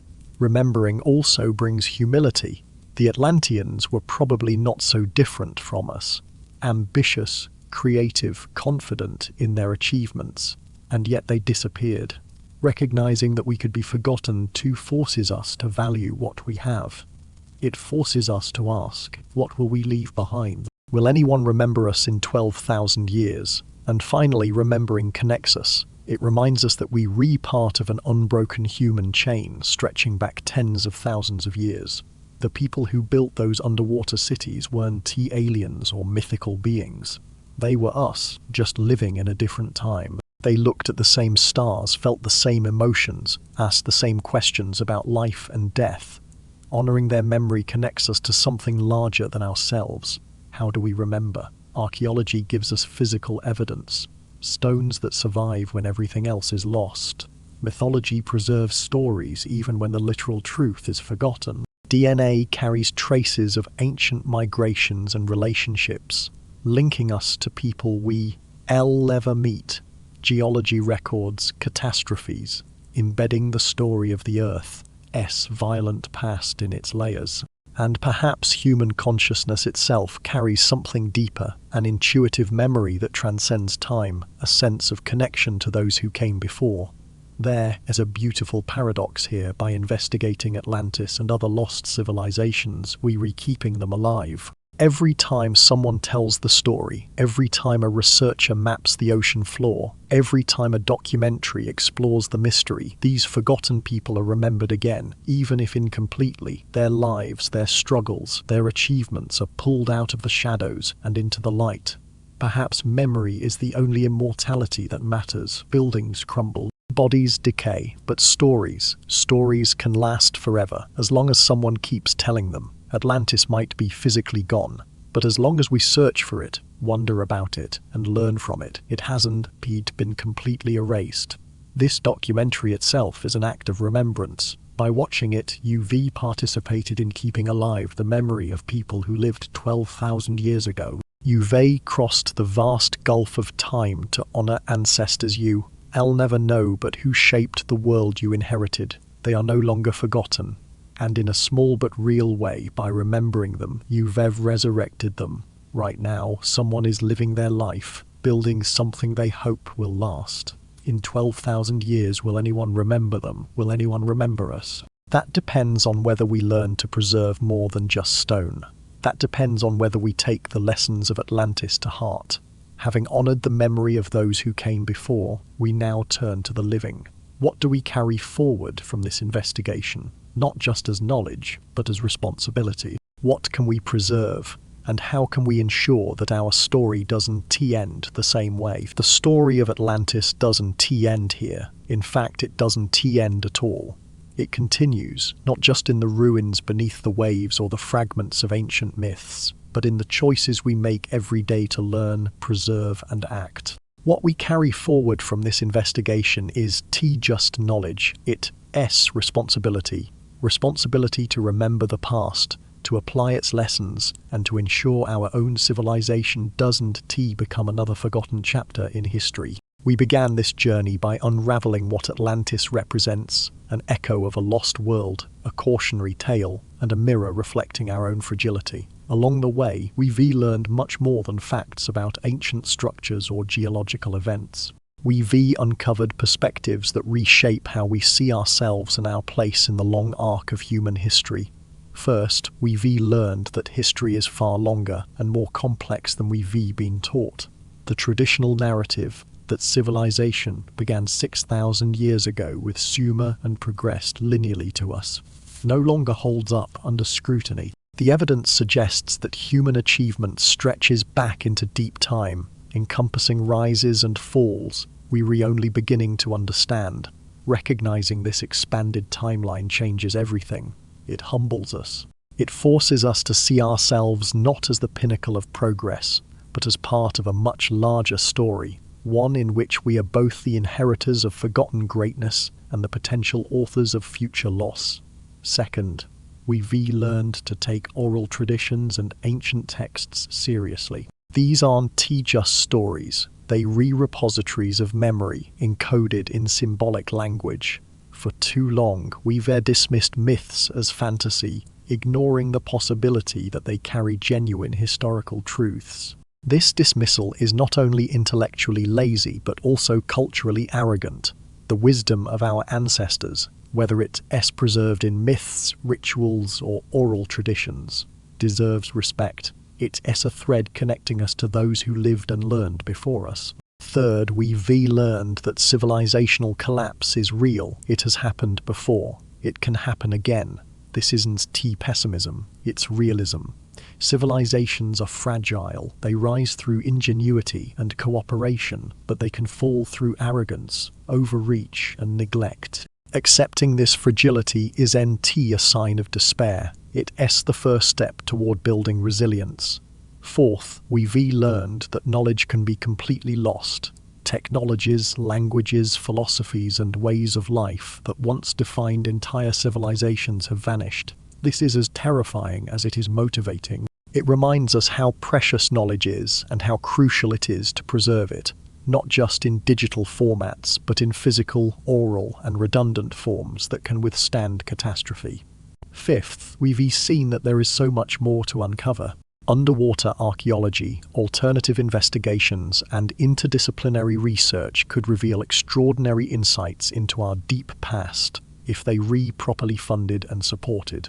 The resistance these investigations face isn't just academic, it is institutional. But the potential rewards are immense, a fuller understanding of where we came from and what we were capable of. So, what do we do with this knowledge? How do we carry forward the lessons of Atlantis? For the individual, it starts with personal development. Learn basic skills that don't depend on modern technology. Study history with a healthy skepticism for official narratives, but also with intellectual rigor. Teach children not just facts, but how to think critically and ask questions. And most importantly, maintain humility about what we know and don't. To know humility opens the door to discovery. For communities, it means building resilience. Support local sustainability initiatives, preserve cultural traditions and knowledge, develop redundancy in food, water, and energy systems, foster connections that don't depend on fragile technologies. Communities that can adapt are the ones that survive. For society at large, it means investing in the future. Support alternative archaeology and scientific research that challenges conventional wisdom. Advocate for ocean floor exploration and mapping. There's an entire world beneath the waves waiting to be discovered. Pressure academic institutions to investigate anomalous sites seriously rather than dismissing them out of hand. Preserve knowledge in multiple formats, digital, physical, and oral, so it can survive any disaster, and spread awareness about the fragility of civilization and the need for sustainability. This journey has something for everyone. For skeptics who remain unconvinced by alternative theories, this has still been a lesson in critical thinking. How to evaluate evidence, question assumptions, and appreciate the importance of preserving knowledge. For believers who are certain advanced prehistoric civilizations existed, this has been a call for discipline, distinguishing between evidence and speculation, avoiding conspiracy thinking, and focusing on what can be proven. For those in between, likely most of you, this has been an invitation to balance, to remain open to possibilities while demanding evidence, to ask questions without rushing to conclusions, and to see this as an ongoing investigation rather than a closed case. The knowledge we've explored doesn't belong to any one person, culture, or institution. It belongs to humanity. Everyone has a stake in understanding our deep past and protecting our future. Every time you share these ideas, support research, or make sustainable choices, you're carrying forward the legacy of those who came before us and those who didn't want us to repeat their mistakes. Atlantis isn't just a lost city. It's a symbol, a reminder, a warning. Its people may be gone, but they speak to us still, through their ruins, their stories, and the echoes of their achievements. They can't speak for themselves, but we can speak for them. By learning from their example, by remembering their wisdom, by honoring their memory, we ensure that their story isn't forgotten. The story doesn't end when this documentary does. It continues every time you think about these ideas, every time you question what you've been told, every time you choose to preserve rather than consume. You're now part of the story. Carry it forward. Stand on the shore. Feel the wind on your face. Listen to the waves as they roll in endlessly, whispering secrets from a time long before memory. The ocean stretches out before you, vast and unknowable. It's as a mirror of human ambition and fragility, a force that has created, sustained, and destroyed civilizations. It is both cradle and grave, giver of life and taker of cities. This is where we began, and this is where we end. The ocean covers 3/4 of our planet, yet we've explored only a fraction of it. Beneath its waves are entire landscapes, mountains taller than Everest, valleys deeper than the Grand Canyon, and ancient coastlines that were once home to thriving civilizations.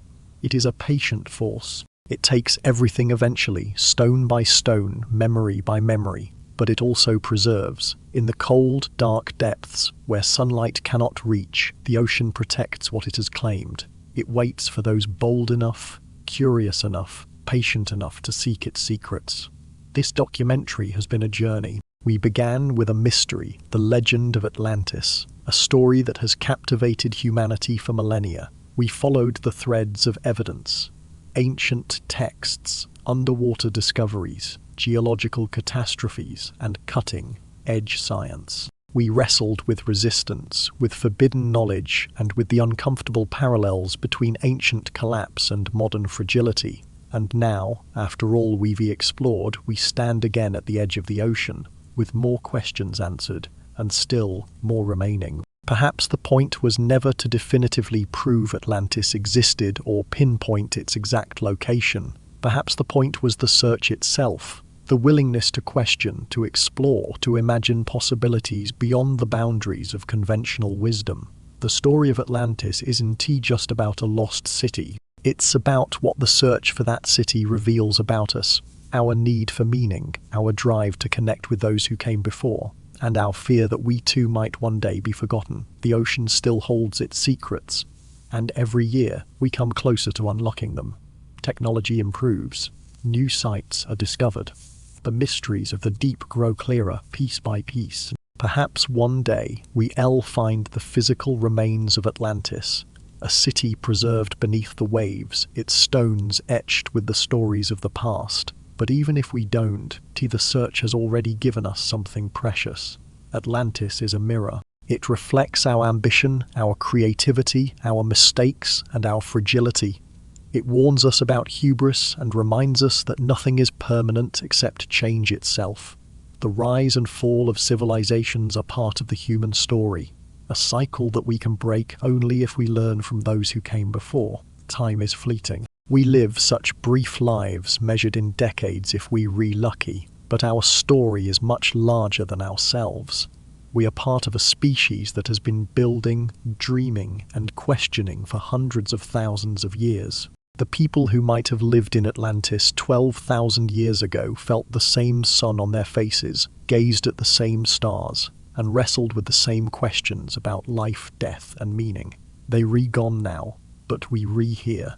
And 12,000 years from now, others might stand where we stand, wondering about us. This continuity of human experience, stretching across vast stretches of time, is humbling. It reminds us that while we are small, we are also connected to the past, to the present, and to the future. Imagine standing on a shore as the sun sets, the sky painted in hues of gold and crimson. Beneath those waves are stories waiting to be told, cities waiting to be found, knowledge waiting to be rediscovered. And somewhere, in the patterns of wave and stone, in the whisper of wind over water, the voice of Atlantis still speaks, if we were willing to listen. The ocean keeps its secrets, but it also makes us a promise. Seek, and you might find, remember, and you won. Be forgotten. Learn from the past, and you might shape the future. Atlantis was real, not just as a place, but as an idea, a warning, and a hope. And that truth matters more than any ruins ever could. The search doesn't end here. The ocean waits. And we, the eternal questioners, will keep asking, keep seeking, keep striving, until the waves finally claim us too. But not today. Today, we remember. Today, we learn. Today, we choose differently. The legacy of Atlantis lives on in us, if we be brave enough to carry it. The ocean has been waiting 12,000 years. It can wait a little longer, but can we? Every moment we ignore the lessons of the past is another moment closer to becoming the next forgotten civilization. The choice is ours. The time is now. The ocean is watching.